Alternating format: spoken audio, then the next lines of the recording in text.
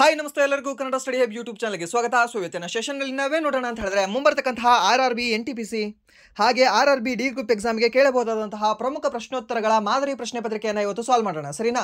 So ಇದು ಮಾದರಿ ಪ್ರಶ್ನೆ ಪತ್ರಿಕೆ 4 ಆಗಿರುತ್ತೆ. ಆಲ್ರೆಡಿ 3 ಮಾದರಿ ಪ್ರಶ್ನೆ ಪತ್ರಿಕೆಗಳನ್ನು ಸಾಲ್ವ್ ಮಾಡಿ ಅಪ್ಲೋಡ್ ಕೂಡ ಮಾಡಿದ್ದಾಗಿರುತ್ತೆ. ಯಾರು ನೋಡಿಲ್ಲ ಅಲ್ವಾ, ನೀವು ಪ್ಲೇ ಲಿಸ್ಟಲ್ಲಿ ಹೋಗಿ ನೋಡಿಕೊಂಡು ಚೆಕ್ ಮಾಡ್ಕೊಂಡು ನೋಡಬಹುದು, ಸರಿನಾ? ಸೊ ಯಾಕೆ ಇದು ಇಂಪಾರ್ಟೆಂಟ್ ಆಗುತ್ತೆ ಈ 3 ಮಾದರಿ ಪ್ರಶ್ನೆ ಪತ್ರಿಕೆಗಳು, ಹಾಗೆ 4ನೇದು ಕೂಡ ನಿಮಗೆ ಇಂಪಾರ್ಟೆಂಟ್ ಯಾಕೆ ಆಗ್ತಿರೋದು ಅಂತ ನಾನು ಹೇಳೋದಾದ್ರೆ, ಕರೆಂಟ್ ಅಫೇರ್ಸ್ 2024 ಕರೆಂಟ್ ಅಫೇರ್ಸ್ ಏನಿದಾವಲ್ವಾ, ಅಂದ್ರೆ ಮೈನರ್ ಕರೆಂಟ್ ಅಫೇರ್ಸ್, ಬಹಳ ದೊಡ್ಡದಲ್ಲ. ಇವಾಗ ಒಲಿಂಪಿಕ್ಸ್ ಕೇಳಿದ್ರೆ ನಿಮಗೆ ಓಕೆ ದೊಡ್ಡದು, ಅದಾದ್ರೆ T20 ವರ್ಲ್ಡ್ ಕಪ್ ಬಗ್ಗೆ ಕೇಳಿದ್ನಾ ಓಕೆ ದೊಡ್ಡದು, ವಕ್ಫ್ ಕಾಯ್ದೆ ಬಗ್ಗೆ ಕೇಳಿದ್ನಾ ಓಕೆ ದೊಡ್ಡದು, ಸರಿನಾ? ಮೇಜರ್ ಕರೆಂಟ್ ಅಫೇರ್ ಅವೆಲ್ಲವೂ ಕೂಡ. ಬಟ್ ಆ ರೀತಿಯ ಕರೆಂಟ್ ಅಫೇರ್ಸ್ ಕೇಳಿಲ್ಲ ಇಲ್ಲಿ, ಜಾಸ್ತಿ ಮೈನರ್ ಕರೆಂಟ್ ಅಫೇರ್ಸ್ ಕೇಳಿದ್ದಾನೆ. ಮೀನ್ಸ್ ಬಹಳ ಡೆಪ್ತಲ್ಲಿ ಹೋಗಿ ನಿಮಗೆ ಗೊತ್ತೇ ಇರಲ್ಲ, ಆ ಮ್ಯಾಗ್ಝಿನಲ್ಲೂ ಕೂಡ ಅದು ಏನಾಗಿರಲ್ಲ, ಪ್ರಿಂಟ್ ಆಗಿರಲ್ಲ. ಸೊ ಆ ರೀತಿಯ ಪ್ರಶ್ನೆ ಪತ್ರಿಕೆಗಳಲ್ಲಿ ಪ್ರಶ್ನೆಗಳು ಬಂದಿದ್ದಾವೆ. ಸೊ ಅದಕ್ಕೆ ನಿಮಗೆ ಇದು ಯೂಸ್ಫುಲ್ ಆಗುತ್ತೆ ಅಂತ ನಾನು ಹೇಳ್ತೀನಿ ನಿಮಗೆ. ಹಾಗೆ ಇನ್ನೊಂದು ಕ್ವಶನ್ ಮ್ಯಾಕ್ಸಿಮಮ್ ಜನರಲ್ಲಿ ಒಂದು ಡೌಟ್ ಇರುತ್ತೆ, ಸರಿನಾ? ಸರ್ SSCಗೆ ಈ ಕ್ವಶನ್ಗಳು ರಿಪೀಟ್ ಆಗ್ತಾವ, ಈ ಕಾನ್ಸೆಪ್ಟ್ ಬರುತ್ತಾ ಅಂತ. 100ಕ್ಕೆ 100 ನಿಮಗೆ ಗ್ಯಾರಂಟಿ ಕೊಟ್ಟು ಹೇಳ್ತೀನಿ, ಇದೇ ಕ್ವಶನ್ಗಳು ಇದೇ ಟಾಪಿಕ್ಗಳು ಬರ್ತವೆ, ಸರಿನಾ? ಸೊ ಕ್ವಶನ್ಗಳು ಸ್ವಲ್ಪ ನಿಮಗೆ ಅದಲು ಬದಲಾಗಬಹುದು. 100ಕ್ಕೆ 100 ಕ್ವಶನ್ ಇಲ್ಲಿಂದನೇ ಬರ್ತವೆ ಅಂತ ನಾನು ಹೇಳಲ್ಲ, ಬಟ್ ನಿಮಗೆ 100ಕ್ಕೆ 100 ಟಾಪಿಕ್ ಇಲ್ಲಿಂದನೇ ಸೇಮ್ ಇದಾವೆ, ಸರಿನಾ? ಇವಾಗ ಯಾವುದೋ ಒಂದು ಕ್ವಶನ್ ಕೇಳಿದ್ದಾನೆ, ಯಾವ್ದು ಕ್ವಶನ್ ಕೇಳಿದ್ದಾನೆ, ಈ ಐಡೆಕ್ಸ್ ಯಾವ ನಗರದಲ್ಲಿ ನಡೀತು ಅಂತ ಕೇಳಿದ್ದಾನೆ, ಸರಿನಾ? ಸೊ ಹಾಗೆ ಬೇರೆ ಬೇರೆ ಈ ಅಭ್ಯಾಸಗಳು ನಡೆದಿದ್ದಾವಲ್ವಾ, ಸೊ ಅಭ್ಯಾಸಗಳ ಬಗ್ಗೆ ಕೇಳ್ತಾನೆ. ಸೊ ಇದೇ ಟಾಪಿಕ್ ಅಲ್ವಾ ನಿಮಗೆ, ಸೊ ಸಿಮಿಲರ್ ಟಾಪಿಕ್ ಬಂದೇ ಬರ್ತವೆ. ಸೊ ಅದಕ್ಕೆ ಏನಾಗುತ್ತೆ ನಿಮಗೆ, SSC CGL ತಗೊಳ್ಳಿ ನೀವು, ಅದಾದ ನಂತರ ಈ CHSL ತಗೊಳ್ಳಿ, ಹಾಗೆ ಈ MTS ತಗೊಳ್ಳಿ, ಮತ್ತು ಈ GD ಅವರು, ಸ್ಪೆಷಲಿ GD ಅವರು ಇದನ್ನು ನೋಡಿ ಅಂತ ನಾನು ಪ್ರಿಫರ್ ಮಾಡ್ತೀನಿ. ಯಾಕೆ ಅಂತಂದರೆ GDಗೆ ಇನ್ನೂ ಸಾಕಷ್ಟು ಟೈಮ್ ಇದೆ. ಸುಮ್ಮನೆ ನೀವು ಡೈಲಿ ಸುಮ್ಮನೆ 1 ಅವರಲ್ಲಿ ಇದನ್ನು ಸುಮ್ಮನೆ ಇದ್ರೆ ರಫ್ ಆಗಿ ಎಲ್ಲೋ ಕುಂತಿರ್ತೀರಾ, ಎಲ್ಲೋ ಹೋದ್ರೆ ಬೈಕ್ ಮೇಲೆ ಹೋಗ್ತಾ ಇರ್ತೀರಾ, ಇಲ್ಲಾಂದ್ರೆ ಬಸ್ಸಲ್ಲಿ ಹೋಗ್ತಾ ಇರ್ತೀರಾ, ಸುಮ್ಮನೆ ಇದ್ರೇನೋ ಇಯರ್ಫೋನ್ ಹಾಕೊಂಡು ಕೇಳ್ತಾ ಹೋಗ್ಬಿಡಿ, ಸರಿನಾ? ಸೊ ಮಿನಿಮಮ್ ಹೇಳ್ತೀನಿ ನಿಮಗೆ, 20 ಕ್ವಶನಲ್ಲಿ ಮಿನಿಮಮ್ 15 ಕ್ವಶನ್ ಕರೆಕ್ಟ್ ಆಗಿ ಆಗ್ತವೆ ನಿಮ್ಮ GKದಲ್ಲಿ, SSC GD ಅವರಿಗೆ ಇದು, ಸರಿನಾ? ಇದು ಮಾತ್ರ ಕಂಪಲ್ಸರಿ ಫಿಕ್ಸ್, ನಾನು ಹೇಳ್ಕೊಡ್ತೀನಿ ಇದನ್ನು. ಇದು ಮಾತ್ರ 15 ಕ್ವಶನ್ ನಿಮಗೆ ಬಂದೇ ಬರ್ತದೆ. 15 ಮೀನ್ಸ್ 30 ಮಾರ್ಕ್ಸ್ ಅಲ್ಲೇ ಬಂದಂಗೆ ನಿಮಗೆ. 30 ಮಾರ್ಕ್ಸ್ ಜಸ್ಟ್ GKಯಲ್ಲೇ ಬರ್ತದೆ. ಸೊ ಮ್ಯಾಥ್ಸ್ ಕೂಡ ನೀವು ಹೇಗೂ ಮಾಡ್ತೀರಾ, ನಿಮ್ದು ಆಲ್ವೇಸ್ ಏನು ಅಂದರೆ ಕ್ಲಿಯರ್ ಆಗ್ತದೆ ಈ ಸರಿ, ಸರಿನಾ? ಸೊ ಇಷ್ಟೇ ನೀವು ತಲೆ ಇಟ್ಕೊಳ್ಳು, ಕೇಳಿಬಿಡಿ ಇದನ್ನು ಕ್ಲಾಸ್. ಸೊ ಇಷ್ಟು ಹೇಳ್ತಾ, ಸೊ ಹಾಗಾದರೆ ಬನ್ನಿ ವಿಡಿಯೋನ ಸ್ಟಾರ್ಟ್ ಮಾಡೋಣ. ವಿಡಿಯೋ ಸ್ಟಾರ್ಟ್ ಮಾಡೋಕ್ಕಿಂತ ಮುಂಚೆ ವಿಡಿಯೋ ಕೊನೆವರೆಗೂ ನೋಡಿ ಅಂತ ಹೇಳ್ತಾ, ಹಾಗೆ ವಿಡಿಯೋ ಕೊನೆವರೆಗೂ ನೋಡಿದ ನಂತರ ವಿಡಿಯೋ ಇಷ್ಟ ಆದರೆ ವಿಡಿಯೋನ ಲೈಕ್ ಮಾಡಿ, ಸಬ್ಸ್ಕ್ರೈಬ್ ಮಾಡಿ. ಇಫ್ ನಿಮಗೆ ವಿಡಿಯೋ ಇಷ್ಟ ಆಗಲಿಲ್ಲ ಅಂದರೆ ಸೊ ಆಬ್ವಿಯಸ್ಲಿ ಡಿಸ್ಲೈಕ್ ಮಾಡಿ ಅಂತ ಹೇಳ್ತಾ, ಹಾಗೆ ಈ ವಿಡಿಯೋ ನಿಮಗೆ ಏನಾದರೂ ಇಷ್ಟ ಆಗಿದ್ರೆ ಪ್ಲೀಸ್ ನಿಮ್ಮ ಗ್ರೂಪಲ್ಲಿ, ಲೈಕ್ ಇವಾಗ ನಿಮ್ಮ ವಾಟ್ಸಪ್ ಗ್ರೂಪ್ ಇರುತ್ತೆ, ಅದಾದರೆ ನಿಮ್ಮ ಟೆಲಿಗ್ರಾಮ್ ಗ್ರೂಪ್ ಇರುತ್ತೆ, ಅಥವಾ ನಿಮ್ದು ಯಾರೋ ಫ್ರೆಂಡ್ಸ್ ಗ್ರೂಪ್ ಇರುತ್ತೆ, ಸೊ ಆ ಗ್ರೂಪಲ್ಲಿ ಸ್ವಲ್ಪ ಶೇರ್ ಮಾಡಿ, ಸರಿನಾ? ಮೀನ್ಸ್ ಸ್ವಲ್ಪ ಜಾಸ್ತಿ ಜನ ನೋಡಲಿ ಅಂತ ಅಷ್ಟೇ. ಸೊ ಇಷ್ಟು ಹೇಳ್ತಾ ಬನ್ನಿ ಮೊದಲ ಪ್ರಶ್ನೆ ಏನಿದೆ ಅಂತ ನೋಡೋಣ. ಏನಿದೆ ಮೊದಲ ಪ್ರಶ್ನೆ ಅಂತ ನೋಡಿದ್ರೆ, 2024 ಸೆಪ್ಟೆಂಬರಲ್ಲಿ ಇಂಡಿಯಾ ಡಿಫೆನ್ಸ್ ಏವಿಯೇಷನ್ ಎಕ್ಸ್ಪೋಷನ್ ಐಡೆಕ್ಸ್ 24 ಯಾವ ನಗರದಲ್ಲಿ ನಡೆಯಿತು ಅಂತ ಕೇಳಿದ್ದಾನೆ, ಸರಿನಾ? ಸೊ ಇದಕ್ಕೂ ಇವಾಗ 2025ರಲ್ಲಿ ಇನ್ನೂ ನಡೆದಿಲ್ಲ ಇದು. ಮೀನ್ಸ್ 2025ರಲ್ಲಿ ಇನ್ನೂ ನಡೆದಿಲ್ಲ ಅಂದರೆ ಇದು ಸೆಪ್ಟೆಂಬರ್ ಮತ್ತು ಅಕ್ಟೋಬರ್ ತಿಂಗಳಲ್ಲಿ ನಡೀತದೆ ಇದು. ಯಾವುದು ಈ ಒಂದು ಅಭ್ಯಾಸ, ಸರಿನಾ? ಇಂಡಿಯಾ ಡಿಫೆನ್ಸ್ ಏವಿಯೇಷನ್ ಎಕ್ಸ್ಪೋಸಿಷನ್, ಸರಿನಾ? ಸೊ ಇದು ಅಲ್ಲಿವರೆಗೂ ಕೂಡ ಇದು ನಿಮಗೆ ಕರೆಂಟ್ ಅಫೇರ್ಸಲ್ಲಿ ಇದ್ದ ಹಾಗೆ ಇದು. ಸೊ ಅದಕ್ಕೆ ಏನು ನೋಡ್ಕೊಳ್ಳಿ, ಇದು ಎಲ್ಲಿ ನಡೆದಿದೆ ಅಂದರೆ ಜೋಧ್ಪುರದಲ್ಲಿ ನಡೆದಿದೆ. ಯಾವುದು ಈ ಐಡೆಕ್ಸ್ 24 ಅನ್ನೋದು ಯಾವ ಒಂದು ನಗರದಲ್ಲಿ ನಡೆದಿದೆ ಅಂತ ನೋಡಿದ್ರೆ ಜೋಧ್ಪುರ ಯಾವ ಒಂದು ರಾಜ್ಯದಲ್ಲಿ ಬರುತ್ತೆ ಅಂತ ನೋಡಿದ್ರೆ ರಾಜಸ್ಥಾನ ರಾಜ್ಯದಲ್ಲಿ ಈ ಒಂದು ಜೋಧ್ಪುರ ಎಂಬ ನಗರ ಕಂಡುಬರುತ್ತೆ. ಯಾವ ಒಂದು ರಾಜ್ಯ? ರಾಜಸ್ಥಾನ ರಾಜ್ಯ, ಸರಿನಾ? ಹಾಗೆ ಚೆನ್ನೈ ತಮಿಳುನಾಡಲ್ಲಿ ಕಂಡುಬರುತ್ತೆ, ಜೈಪುರ ರಾಜಸ್ಥಾನದಲ್ಲಿ ಕಂಡುಬರುತ್ತೆ, ಹಾಗೆ ಲಕ್ನೋ ಅನ್ನೋದು ನಿಮಗೆ ಉತ್ತರ ಪ್ರದೇಶದ ರಾಜಧಾನಿಯಾಗಿದೆ. ಹಾಗೆ ನೆಕ್ಸ್ಟ್ ಪ್ರಶ್ನೆ ಏನಿದೆ ಅಂತ ನೋಡಿದ್ರೆ, ಈ ಕೆಳಗಿನವುಗಳಲ್ಲಿ ಯಾವ ಹೇಳಿಕೆಯು ಅವೊಗ್ಯಾಡ್ರೋನ ನಿಯಮವನ್ನು ಉತ್ತಮವಾಗಿ ವಿವರಿಸುತ್ತದೆ ಅಂತ ಕೇಳಿದ್ದಾನೆ. ಈ ಅವೊಗ್ಯಾಡ್ರೋದ ಒಂದು ಥಿಯರಿ ಇದೆ ಅಲ್ವಾ, ಆ ಥಿಯರಿ ಏನು ಅಂತ ಕೇಳಿದ್ದಾನೆ. ಮ್ಯಾಕ್ಸಿಮಮ್ ನಿಮಗೆ ಗೆಸ್ ಮಾಡಿ ಆನ್ಸರ್ ಹೇಳೋದಾದರೆ, ಯಾವ ಆನ್ಸರ್ ಉದ್ದವಾಗಿರುತ್ತಲ್ವ ಆ ಆನ್ಸರ್ ನಿಮಗೆ 99% ಕರೆಕ್ಟ್ ಆಗಿರುತ್ತೆ, ಸರಿನಾ? ಇದು ಟ್ರಿಕ್ ಇದು. 99% ಯಾವುದು ಅತಿ ಉದ್ದವಾಗಿರುತ್ತೆ ಅದು ಕರೆಕ್ಟ್ ಆಗಿರುತ್ತೆ. ಬಟ್ ಎಲ್ಲೋ ಒಂದು ಟೈಮ್ ನಮ್ದು ಲಕ್ ಕೆಟ್ಟಿತ್ತು ಅಂದರೆ ಅಲ್ಲಿ ಹೋಗಿರ್ಬೋದು. ಸೊ ಇಲ್ಲಿ ಕೂಡ ಅತಿ ಉದ್ದವಾಗಿರ್ತಕ್ಕಂಥ ಒಂದು ಆಪ್ಷನ್ ಯಾವುದಿದೆ ಅದೇ ರೈಟ್ ಆಗಿದೆ ನೋಡಿ, ಸರಿನಾ? ಏನಿದೆ, ಒಂದೇ ತಾಪಮಾನ ಮತ್ತು ಒತ್ತಡದಲ್ಲಿ ಸಮಾನ ಪರಿಮಾಣದ ಅನಿಲಗಳು ಸಮಾನ ಸಂಖ್ಯೆಯ ಅಣುಗಳನ್ನು ಹೊಂದಿರುತ್ತವೆ. ಒಂದೇ ತಾಪಮಾನ ಇರಬೇಕಂತೆ, ಅದಾದ ನಂತರ ಒತ್ತಡವು ಕೂಡ ಸೇಮ್ ಇರಬೇಕಂತೆ. ಸೊ ಅದು ಸಮಾನ ಪರಿಮಾಣದ ಅನಿಲಗಳೇನಿದಾವಲ್ವ ಅವು ಸಮಾನ ಸಂಖ್ಯೆಯ ಅಣುಗಳನ್ನು ಹೊಂದಿರುತ್ತವೆ. ಇದು ಯಾವುದೇ ನಿಯಮ ಎಕ್ಸ್ಪ್ಲೇನ್ ಮಾಡ್ತದೆ ಅಂತ ನೋಡಿದ್ರೆ ಅವೊಗ್ಯಾಡ್ರೋ ನಿಯಮ ಎಕ್ಸ್ಪ್ಲೇನ್ ಮಾಡ್ತದೆ, ಸರಿನಾ? ಇಷ್ಟು ಗೊತ್ತಿರಲಿ, ಇದು ಕೇಳಬಹುದು. ಈ ಕ್ವಶನ್ ಏನಿದೆ ಅಂದರೆ ಒಂದು 3 ಸರಿ ರಿಪೀಟ್ ಆಗಿದೆ. ಲೈಕ್ ಇವಾಗ SSC GDನಲ್ಲಿ ಈ ಕ್ವಶನ್ ಕೇಳಿದ್ದಾನೆ ಅವೊಗ್ಯಾಡ್ರೋ ನಿಯಮದ ಬಗ್ಗೆ, ಮತ್ತು RPF ಅಲ್ಲೇ ಒಂದು 2 ಸರಿ ಕೇಳಿದ್ದಾನೆ, ಹಾಗೆ ಈ NTPCಯಲ್ಲಿ ಕೂಡ 1 ಸರಿ ಕೇಳಿದ್ದಾನೆ ಈ ಪ್ರಶ್ನೆ, ಸರಿನಾ? ಇದು ರಿಪೀಟೆಡ್ ಆಗಿರ್ತಕ್ಕಂಥ ಪ್ರಶ್ನೆ ಇದು. ಹಾಗೆ ನೆಕ್ಸ್ಟ್ ಪ್ರಶ್ನೆ ಏನಿದೆ ಅಂತ ನೋಡಿದ್ರೆ, ಸಂವಿಧಾನದ ಯಾವ ಭಾಗದ ಅಡಿಯಲ್ಲಿ ಮೂಲಭೂತ ಹಕ್ಕುಗಳನ್ನು ಒದಗಿಸಲಾಗಿದೆ ಅಂತ ಕೇಳಿದ್ದಾನೆ. ಯಾವ ಒಂದು ಭಾಗದಲ್ಲಿ ಮೂಲಭೂತ ಹಕ್ಕುಗಳು, ಮೂಲಭೂತ ಹಕ್ಕು ಅಂತಂದರೆ ಏನು 3 ಅಂತ ಬರೆದು ಬಿಡಬೇಕಷ್ಟೇ. ಸೊ ಭಾಗ 3ರಲ್ಲಿ ಮೂಲಭೂತ ಹಕ್ಕುಗಳ ಬಗ್ಗೆ ಎಕ್ಸ್ಪ್ಲೇನ್ ಮಾಡಲಾಗಿದೆ. ಹಾಗಾದರೆ ಮೊದಲನೇ ಭಾಗದಲ್ಲಿ ಏನು ಹೇಳಲಾಗಿದೆ? ನಮ್ಮ ಭಾರತದ ಭೂಪ್ರದೇಶಗಳ ಬಗ್ಗೆ ಹೇಳಲಾಗಿದೆ. ಹಾಗಾದರೆ ಎರಡನೇ ಭಾಗ ಏನು ಹೇಳಿದೆ? ಭಾರತದಲ್ಲಿ ಭೂಪ್ರದೇಶದಲ್ಲಿ ನಾನು ಇರಬೇಕಂದ್ರೆ ನನ್ನ ಪೌರತ್ವದ ಬಗ್ಗೆ ಹೇಳುತ್ತೆ. ಮೂರನೇದು ಪೌರತ್ವ ಇದೆಯಪ್ಪ, ನಿನಗೆ ಏನಾದರೂ ಕೊಡಬೇಕಲ್ಲ, ಸೊ ಅದಕ್ಕೆ ಮೂಲಭೂತ ಹಕ್ಕುಗಳನ್ನ ಕೊಟ್ಟಿದ್ದೀನಿ, ಇಟ್ಕೋ ಅಂತ ಹೇಳ್ತದೆ. ಹಾಗಾದರೆ ನಾಲ್ಕನೇದು ಏನು ಹೇಳುತ್ತೆ ಅಂತ ನೋಡೋದಾದ್ರೆ ರಾಜನೀತಿ ನಿರ್ದೇಶಕ ತತ್ವಗಳ ಬಗ್ಗೆ ಹೇಳುತ್ತೆ. ಮೀನ್ಸ್ ರಾಜ್ಯದ ಹತ್ರ ಏನಾದರೂ ಸಂಪನ್ಮೂಲ ಇದ್ದರೆ ಇನ್ನೂ ಸ್ವಲ್ಪ ಎಡಿಷನಲಿ ನಿನಗೆ ಕೊಡ್ತೀನಿ ಅಂತ. ಕೊಡಲೇಬೇಕು ಅಂತ ಇಲ್ಲ ಇದ್ರ ರೂಲು, ಸರಿನಾ? ಮೀನ್ಸ್ ಇದು ನಿನಗೆ ಕೊಡ್ತೀನಿ ಅಂತ ಹೇಳೋದಿಲ್ಲ, ಬಟ್ ರಾಜ್ಯದ ಹತ್ರ ಸಂಪನ್ಮೂಲ ಇದ್ದರೆ ಆ ಸಂಪನ್ಮೂಲ ಬಳಸ್ಕೊಂಡು ನಿನಗೆ ಕೊಡ್ತೀನಿ ಅಂತ ಹೇಳ್ತದೆ. ಯಾವುದು? ರಾಜನೀತಿ ನಿರ್ದೇಶಕ ತತ್ವಗಳು. ಇದು ಕೇಳ್ಬೋದು ನಿಮಗೆ. ಅದಾದ ನಂತರ ಐದನೇ ಭಾಗ ಏನು ಹೇಳುತ್ತೆ ನಿಮಗೆ? ಈ ಒಂದು ಕೇಂದ್ರ ಸರ್ಕಾರದ ಬಗ್ಗೆ ಹೇಳುತ್ತೆ. 5 ವರ್ಷಕ್ಕೊಮ್ಮೆ MP ಎಲೆಕ್ಷನ್ಗೆ ಓಟ್ ಹಾಕ್ತಿರಲ್ವಾ? MP ಎಲೆಕ್ಷನ್ಗೆ ಓಟ್ ಹಾಕ್ತೀರಾ, ಸೊ 5 ವರ್ಷಕ್ಕೆ ಕೇಂದ್ರ ಸರ್ಕಾರಕ್ಕೆ ಓಟ್ ಹಾಕ್ತೀರಾ. ಸೊ ಕೇಂದ್ರ ಸರ್ಕಾರದ ಬಗ್ಗೆ ಹೇಳೋದು ವಿಧಿಯ ಭಾಗ ಯಾವುದು ಅಂದರೆ ಈ ಒಂದು 5ನೇ ಭಾಗ ಹೇಳುತ್ತೆ. 6ನೇ ಭಾಗ, 6 ಮೀನ್ಸ್ 6 ರಾಜ್ಯ, ಓಕೆ, ರಾಜ್ಯ. ಸೊ ರಾಜ್ಯದ ಬಗ್ಗೆ ಹೇಳ್ತಕ್ಕಂತಹ ಒಂದು ಭಾಗ ಯಾವುದು ಅಂದರೆ 6ನೇ ಭಾಗ. ಹಾಗಾದರೆ 7ನೇ ಭಾಗ ಯಾವುದು ಹೇಳುತ್ತೆ? 7ನೇ ಭಾಗ ಪ್ರಸ್ತುತ ರದ್ದಾಗಿದೆ, ಬಟ್ ಇದು ಹೇಳೋದು ಪ್ರಿನ್ಸ್ಲಿ ಸ್ಟೇಟ್ಸ್ಗಳ ಬಗ್ಗೆ ಹೇಳ್ತಾ ಇತ್ತು, ಸರಿನಾ? ಅದಾಂತರ 8ನೇ ಭಾಗ, 8 ಕೇಂದ್ರಾಡಳಿತ ಪ್ರದೇಶಗಳಿದಾವಲ್ವಾ? ಸೊ 8ನೇ ಭಾಗವೂ ಕೂಡ ನಿಮಗೆ ಕೇಂದ್ರಾಡಳಿತ ಪ್ರದೇಶಗಳ ಬಗ್ಗೆನೇ ಹೇಳುತ್ತೆ. ಹಾಗಾದರೆ 9ನೇ ಭಾಗ ಇದ್ರ ಬಗ್ಗೆ ಹೇಳುತ್ತೆ. 9ನೇದು ಪಂಚಾಯಿತಿಯ ಬಗ್ಗೆ, 9A ನಿಮಗೆ ಮುನ್ಸಿಪಾಲಿಟಿಯ ಬಗ್ಗೆ, ಹಾಗೆ 9B ಬಗ್ಗೆ, 9B ನಿಮಗೆ ಈ ಒಂದು ಸಹಕಾರಿ ಸಂಘಗಳ ಬಗ್ಗೆ ಹೇಳುತ್ತೆ. ನೆನ್ಪಿಟ್ಕೊಳ್ಳಿ, ಕೇಳಬಹುದು ನಿಮಗೆ. ಅದಾದ ನಂತರ 10ನೇದು ಈ ಬುಡಕಟ್ಟು ಪ್ರದೇಶಗಳ ಬಗ್ಗೆ ಹೇಳುತ್ತೆ. ಯಾವುದು? 10ನೇ ಒಂದು ಭಾಗ. ಹಾಗಾದರೆ 11ನೇ ಭಾಗ ಕೇಂದ್ರ ಮತ್ತು ರಾಜ್ಯಗಳ ಒಂದು ಸಂಬಂಧಗಳ ಬಗ್ಗೆ ಹೇಳುತ್ತೆ. ಯಾವುದು? ಈ 11ನೇ ಒಂದು ಭಾಗ. ಹಾಗೆ ಇಲ್ಲಿ 11ನೇ ಭಾಗ ಬಿಟ್ಟರೆ ನಿಮಗೆ ಮತ್ತೆ ಯಾವುದು ಇಂಪಾರ್ಟೆಂಟ್ ಆಗುತ್ತೆ ಅಂದರೆ 20ನೇ ಭಾಗ ತಿದ್ದುಪಡಿಯ ಬಗ್ಗೆ ಹೇಳುತ್ತೆ. ಹಾಗೆ ನಿಮಗೆ 18ನೇ ಭಾಗ ಈ ಒಂದು ತುರ್ತು ಪರಿಸ್ಥಿತಿಯ ಬಗ್ಗೆ ಹೇಳುತ್ತೆ. ಅದಾದ ನಂತರ ಈ 17ನೇ ಭಾಗ ಭಾಷೆಯ ಬಗ್ಗೆ ಹೇಳಿದ್ರೆ, 15ನೇ ಭಾಗ ನಿಮಗೆ ಎಲೆಕ್ಷನ್ ಬಗ್ಗೆ ಹೇಳುತ್ತೆ. 14ನೇ ಭಾಗ ನಿಮಗೆ UPSC ಬಗ್ಗೆ ಹೇಳುತ್ತೆ. ನೆನ್ಪಿಟ್ಕೊಳ್ಳಿ, ಕೇಳ್ಬೋದು ಇದನ್ನ, ಸರಿನಾ? ಇವೇ ಕ್ವಶನ್ ನಿಮಗೆ ಸಾಕಷ್ಟು ರಿಪೀಟ್ ಆಗಿದಾವೆ. ಇದರಲ್ಲಿ ಜಾಸ್ತಿ ಕೇಳಿರೋ ಕ್ವಶನ್ ಯಾವುದು ಅಂದರೆ 15, 14ನೇ ಸಾಕಷ್ಟು ಸರಿ ಕೇಳಿರ್ತಾನೆ. ಆ್ಯಂಡ್ ನೆಕ್ಸ್ಟ್ ಪ್ರಶ್ನೆ ಏನಿದೆ ಅಂತ ನೋಡೋದಾದರೆ ಸಿಂಗಾಪುರ ಭಾರತ ನೌಕಾ ಜಂಟಿ ಸಮರಾಭ್ಯಾಸದ ಸಿಂಬೆಕ್ಸ್ 31ನೇ ಆವೃತ್ತಿಯನ್ನು ಎಲ್ಲಿ ನಡೆಸಲಾಯಿತು ಅಂತ ಕೇಳಿದಾನೆ. ಸಿಂಬೆಕ್ಸ್ ಎಲ್ಲಿ ನಡೆಸಲಾಗಿದೆ ರೀ? ಎಲ್ಲಿ ನಡೆಸಲಾಗಿದೆ ಅಂತ ನೋಡೋದಾದರೆ ವಿಶಾಖಪಟ್ಟಣಂನಲ್ಲಿ ಈ ಒಂದು ಸಿಂಬೆಕ್ಸ್ ನಡೆಸಲಾಗಿದೆ. ಹಾಗೆ ನಮ್ಮದು ಕ್ವಾಡ್ ಸಂಸ್ಥೆ ನಡೆಸ್ತಿರ್ತಕ್ಕಂತಹ, ಕ್ವಾಡ್ ಆರ್ಗನೈಸೇಷನ್ ನಡೆಸ್ತಕ್ಕಂತಹ ಈ ಒಂದು ಮಲಬಾರ್ ಯುದ್ಧಾಭ್ಯಾಸ ಯಾವ ಒಂದು ತೀರದಲ್ಲಿ ನಡೆಯಿತು ಅಥವಾ ಯಾವ ಒಂದು ಪ್ರದೇಶದಲ್ಲಿ ನಡೆಯಿತು ಅಂತ ನಿಮ್ಗೆ ಏನಾದರೂ ಕೇಳಿದ್ರೆ ಅಗೇನ್ ವಿಶಾಖಪಟ್ಟಣಂದಲ್ಲಿ ಈ ಮಲಬಾರ್ ಸಮರಾಭ್ಯಾಸವು ಕೂಡ ನಡೆದಿದೆ. ನೆನ್ಪಿಟ್ಕೊಳ್ಳಿ, ಈ ಮಲಬಾರ್ ಸಮರಾಭ್ಯಾಸದಲ್ಲಿ ಯಾರ್ಯಾರು ಭಾಗವಹಿಸ್ತಾರೆ ಅಂತ ನೋಡಿದ್ರೆ ಈ ಕ್ವಾಡ್ ದೇಶಗಳು. ಏನು ಕ್ವಾಡ್ ಅಂದರೆ ಕ್ವಾಡ್, ಸರಿನಾ? ಕ್ವಾಡ್ಗೆ ನಾವು ಏನಂತ ಹೇಳ್ತೀವಿ? ಕ್ವಾಡ್ಗ ಮೀನ್ಸ್ ಹೀಗೆ ಸ್ವಲ್ಪ ಹುಚ್ಚುಚ್ರಂಗ್ ಮಾಡಿದೆ, ಸ್ವಲ್ಪ ಹುಮ್ರಂಗ್ ಇರ್ತಾನೆ, ಗೊತ್ತಾ? ಸೊ ಅವನಿಗೇನೋ ಕ್ವಾಡ್ಗ ಅಂತ ಹೇಳ್ತೀವಿ ಉತ್ತರ ಕರ್ನಾಟಕ ಭಾಷೆಯಲ್ಲಿ ಇದು. ಸೊ ಕ್ವಾಡ್ಗ ರೋಡ್ ಮೇಲೆ ಕುಂತಿದ್ದಾನೆ, ಸೊ ಅವನಿಗೆ ಏನಂತ ಹೇಳ್ತೀರಾ? ಬಾಜು ಸರಿ ಅಂತ ಹೇಳ್ತೀರಾ. ಏನಂತ? ಬಾಜು ಸರಿ ಅಂತ ಹೇಳ್ತೀರಾ. B means Bharat, A means Australia, J means ನಿಮಗೆ ಜಪಾನು, ಹಾಗೆ U ಮೀನ್ಸ್ USA, ಸರಿನಾ? ಈ 4 ದೇಶಗಳು ಈ ಕ್ವಾಡ್ನ ಸದಸ್ಯ ರಾಷ್ಟ್ರಗಳಿದ್ದಾವೆ, ಸರಿನಾ? ಸೊ ಕ್ವಾಡ್ಗ ಬಾಜು ಸರಿ ಅಂತ ನೆನ್ಪಿಟ್ಕೊಂಡ್ರೆ ಸಾಕಿದೋನ. ಏನು? ಬಾಜು. B means Bharat, A means Australia, J means Japan and U means USA, ಸರಿನಾ? ಈ 4 ದೇಶಗಳು ಈ ಕ್ವಾಡ್ನ ಸದಸ್ಯ ರಾಷ್ಟ್ರಗಳಾಗಿದ್ದಾವೆ. ನೆನ್ಪಿಟ್ಕೊಳ್ಳಿ, ಕೇಳ್ಬೋದು ನಿಮಗೆ. ಸೊ ಈ 4 ರಾಷ್ಟ್ರಗಳು ಕೂಡ ನಿಮಗೆ ಈ ಮಲಬಾರ್ ಸಮರಾಭ್ಯಾಸದಲ್ಲಿ ಪಾಲ್ಗೊಳ್ತವೆ. ಈ ವರ್ಷ ಮಲಬಾರ್ ಸಮರಾಭ್ಯಾಸ ಯಾವ ಒಂದು ದೇಶದಲ್ಲಿ ನಡೆದಿದೆ? ನಮ್ಮ ಭಾರತದಲ್ಲಿ ನಡೆದಿದೆ. ಹಾಗೆ ಯಾವುದೋ ಒಂದು ಸಿಟಿಯಲ್ಲಿ ನಡೆದಿದೆ ಅಂತ ನೋಡೋದಾದ್ರೆ ಈ ಒಂದು ವಿಶಾಖಪಟ್ಟಣಂ ಬಂದರ ಪ್ರದೇಶದಲ್ಲಿ ನಡೆದಿದೆ. ಕೇಳ್ಬೋದು, ಕೇಳ್ತಾನೆ. ಹಾಗೆ ನೆಕ್ಸ್ಟ್ ಪ್ರಶ್ನೆ ಏನಿದೆ ಅಂತ ನೋಡೋದಾದ್ರೆ 2024 ಜುಲೈ 22ರಂದು ಸಂಸತ್ತಿನಲ್ಲಿ ಮಂಡಿಸಿದ ಆರ್ಥಿಕ ಸಮೀಕ್ಷೆ 2023-24 ಪ್ರಕಾರ 2024ನೇ ಹಣಕಾಸು ವರ್ಷಕ್ಕಾಗಿ ಬಂಡವಾಳ ವೆಚ್ಚವು 9.5 ಲಕ್ಷ ಕೋಟಿಗಳಷ್ಟಿದ್ದು ಅದು ವರ್ಷದಿಂದ ವರ್ಷಕ್ಕೆ ಎಷ್ಟು ಹೆಚ್ಚಾಗಿದೆ ಅಂತ ಕೇಳಿದಾನೆ. ಎಷ್ಟು ಹೆಚ್ಚಾಗಿದೆ ಅಂತ ನೋಡೋದಾದ್ರೆ 28.2% ಹೆಚ್ಚಾಗಿದೆ, ಸರಿನಾ? ಸೊ ಇದು ನೀವು ಎಕನಾಮಿಕ್ ಸರ್ವೆ ನೋಡಲೇಬೇಕಾಗುತ್ತೆ. ಎಕನಾಮಿಕ್ ಸರ್ವೆ ನೀವು ಓದ್ಕೊಂಡು ಹೋಗಬೇಕಾಗುತ್ತೆ. ಸೊ ಇಲ್ಲಿ ಏನು ಅಂತಂದರೆ ಮ್ಯಾಕ್ಸಿಮಮ್ ಇದ್ರ ಬಗ್ಗೆ, ಈ ಬಜೆಟ್ ಬಗ್ಗೆ, ನೀವು ಬಜೆಟ್ ಏನಿದೆ ಅಲ್ವಾ, ಈ ಬಜೆಟ್ ಬಗ್ಗೆ ಒಂದು ಕ್ವಶನ್ ಕೇಳ್ತಾ ಇದ್ದಾನೆ. ಈ ರೈಲ್ವೆ ಎಕ್ಸಾಮಲ್ಲಿ ಏನಿದೆ ಅಲ್ವಾ, ರೈಲ್ವೆ ಎಕ್ಸಾಮಲ್ಲಿ ನೋಡ್ತಾ ಇರೋ ಹಾಗೆ ಒಂದು ಕ್ವಶನ್ ಹೇಗೆ ಅಂದರೆ ಬಜೆಟ್ ಬಗ್ಗೆ ಕೇಳ್ತಾನೆ. ಆ ಬಜೆಟ್ ಬಗ್ಗೆ ಕೇಳಿರೋ ಕ್ವಶನ್ ಹೇಗೆ ಅಂದರೆ ಸ್ವಲ್ಪ ಟಫ್ ಆಗಿರುತ್ತೆ. ಈ ಸರಿ ಇದ್ರೆ ಬಜೆಟ್ದು ಒಂದು ಗಾತ್ರ ಎಷ್ಟು ಅಂಥದ್ದೆಲ್ಲ ಕೇಳಲ್ಲ. ಅದಾದ ನಂತರ ಯಾವುದಕ್ಕೆ ಹೆಚ್ಚಿಟ್ಟಿದ್ದಾನೆ ಕೇಳ್ತಾನೆ ನಿಮಗೆ. ಅದಾನಂತರ ಸೆಕೆಂಡ್ ಯಾವುದಕ್ಕೆ ಹೆಚ್ಚಿಟ್ಟಿದ್ದಾನೆ ಅಂತ ಕೇಳ್ತಾನೆ. ಅದಾದ ನಂತರ ಈ ಒಂದು ಆರ್ಥಿಕ ಸರ್ವೆ ಏನಿದೆ ಅಲ್ವಾ, ಎಕನಾಮಿಕ್ ಸರ್ವೆ, ಆ ಎಕನಾಮಿಕ್ ಸರ್ವೆಯ ಪ್ರಕಾರ ಏನೇನು ಡಾಟಾ ಇದೆ ಅಲ್ವಾ, ಎಕ್ಸಾಕ್ಟ್ ಡಾಟಾ ಕೇಳ್ತಾನೆ. ಸೊ ಈ ರೀತಿ ಎಕ್ಸಾಕ್ಟ್ ಡಾಟಾಗಳಿಗಾಗಿ ನೀವು ಯೂಟ್ಯೂಬ್, ನಾನು ಯಾವುದೋ ಒಂದು ಬಜೆಟ್ ಬಗ್ಗೆ ಯಾರೋ ಒಬ್ರು ಕ್ಲಾಸ್ ಮಾಡಿದ್ದಾರೆ ಸರ್, ಅವರು ಭಾರಿ ಟೀಚರ್ ಇದ್ದಾರೆ, ಅವ್ರದ್ದು ನಾನು ಕ್ಲಾಸ್ ಕೇಳ್ತೀನಿ.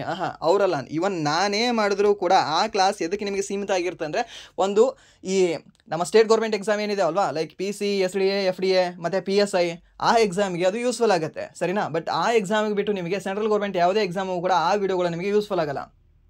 ಯಾಕೆ ಅಂದರೆ ಅವು ಎಲ್ಲವೂ ಕೂಡ ನಿಮಗೆ ಎಕ್ಸಾಕ್ಟ್ ಡಾಟಾ ಕೇಳ್ತಾರೆ. ಸೆಂಟ್ರಲ್ ಗೌರ್ಮೆಂಟ್ ಎಕ್ಸಾಮಲ್ಲಿ ಸ್ಪೆಷಲಿ ನಿಮಗೆ ಬಜೆಟ್ ಬಗ್ಗೆ ಕೇಳೋದು exact data. So exact data ಅಂದರೆ ನಿಮಗೆ ನ್ಯೂಸ್ ಪೇಪರ್, ಆ ಏನು ಬಜೆಟ್ ಆಗಿರುತ್ತಲ್ಲೋ, ಬಜೆಟ್ ಯಾವಾಗುತ್ತೆ? ಫೆಬ್ರವರಿ 1ನೇ ತಾರೀಕಿನಿಂದ ಆಗ್ತದೆ. ಸೊ ಫೆಬ್ರವರಿ 1ನೇ ತಾರೀಕಿನಂದು ಬಜೆಟ್ ಆದರೆ ಫೆಬ್ರವರಿ 2ನೇ ತಾರೀಕಿನ ಪೇಪರ್ ತೊಗೊಳ್ಳೋದಪ್ಪ, ಓದೋದು ಅಷ್ಟೇ.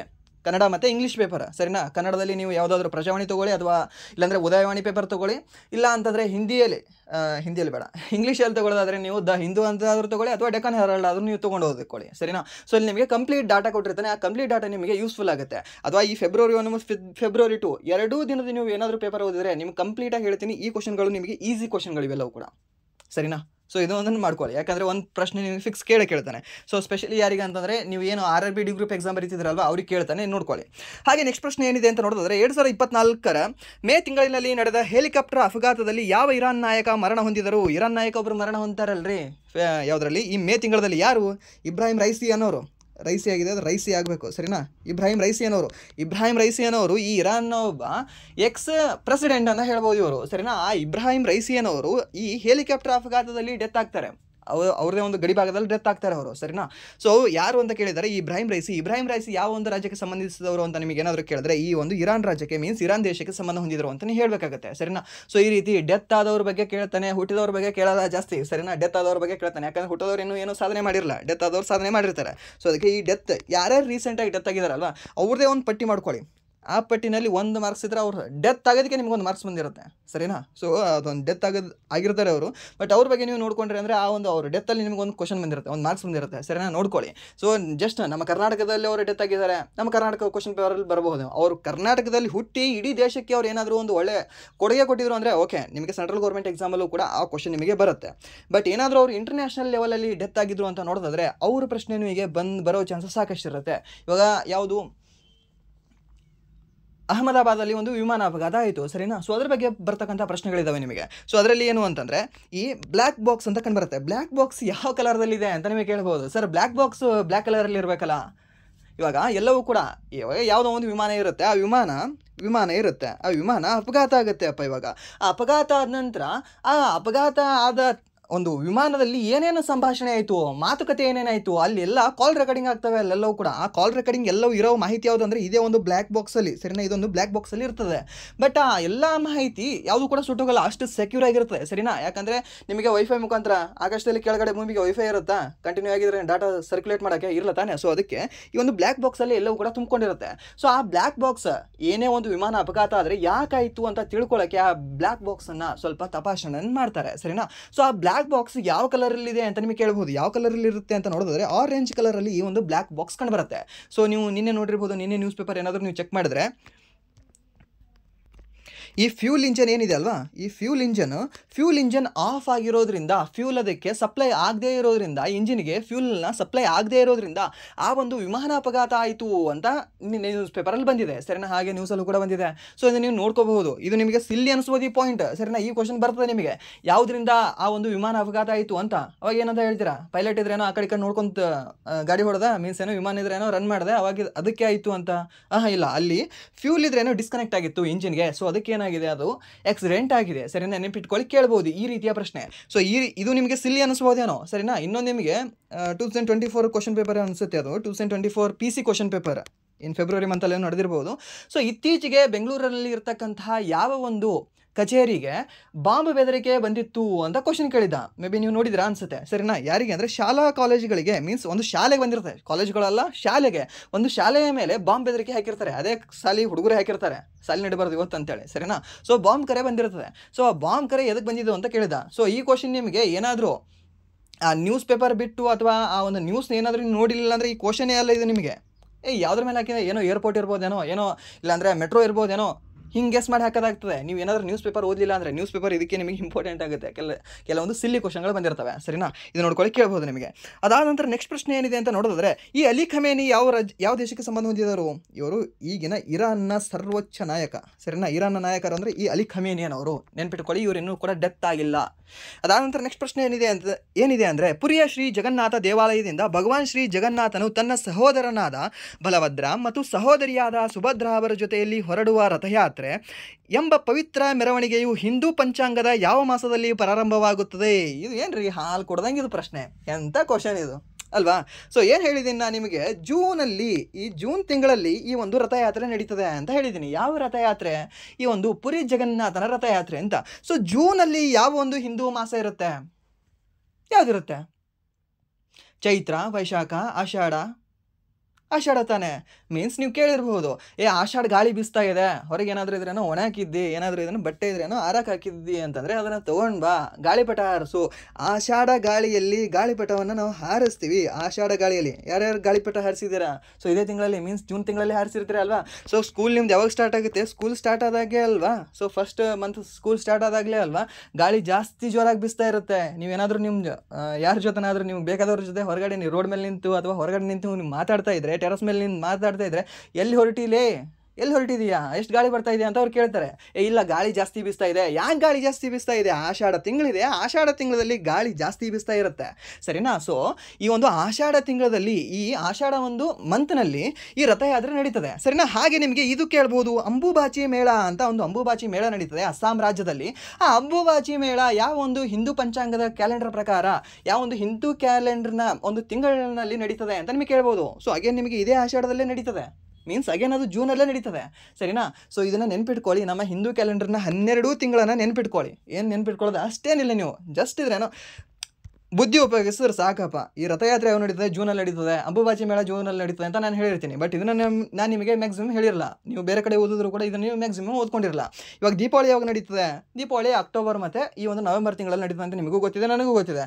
ದಸರಾ ಯಾವಾಗ ನಡೀತದೆ? ಈ ಒಂದು ಅಕ್ಟೋಬರ್ ಲಾಸ್ಟ್ ವೀಕಲ್ಲಿ ನಡೀತದೆ ಅಂತ ನೀವು ಹೇಳ್ತೀರಾ, ಸರಿನಾ? ಸೊ ಹಾಗಾದರೆ ಯಾವ ಒಂದು ಹಿಂದೂ ಕ್ಯಾಲೆಂಡರ್ ಪ್ರಕಾರ ನಡೀತದೆ? ಯಾವ ಒಂದು ಹಿಂದೂ ಕ್ಯಾಲೆಂಡರ್ ಯಾವತ್ತೊಂದು ತಿಂಗಳಲ್ಲಿ ನಡೀತದೆ?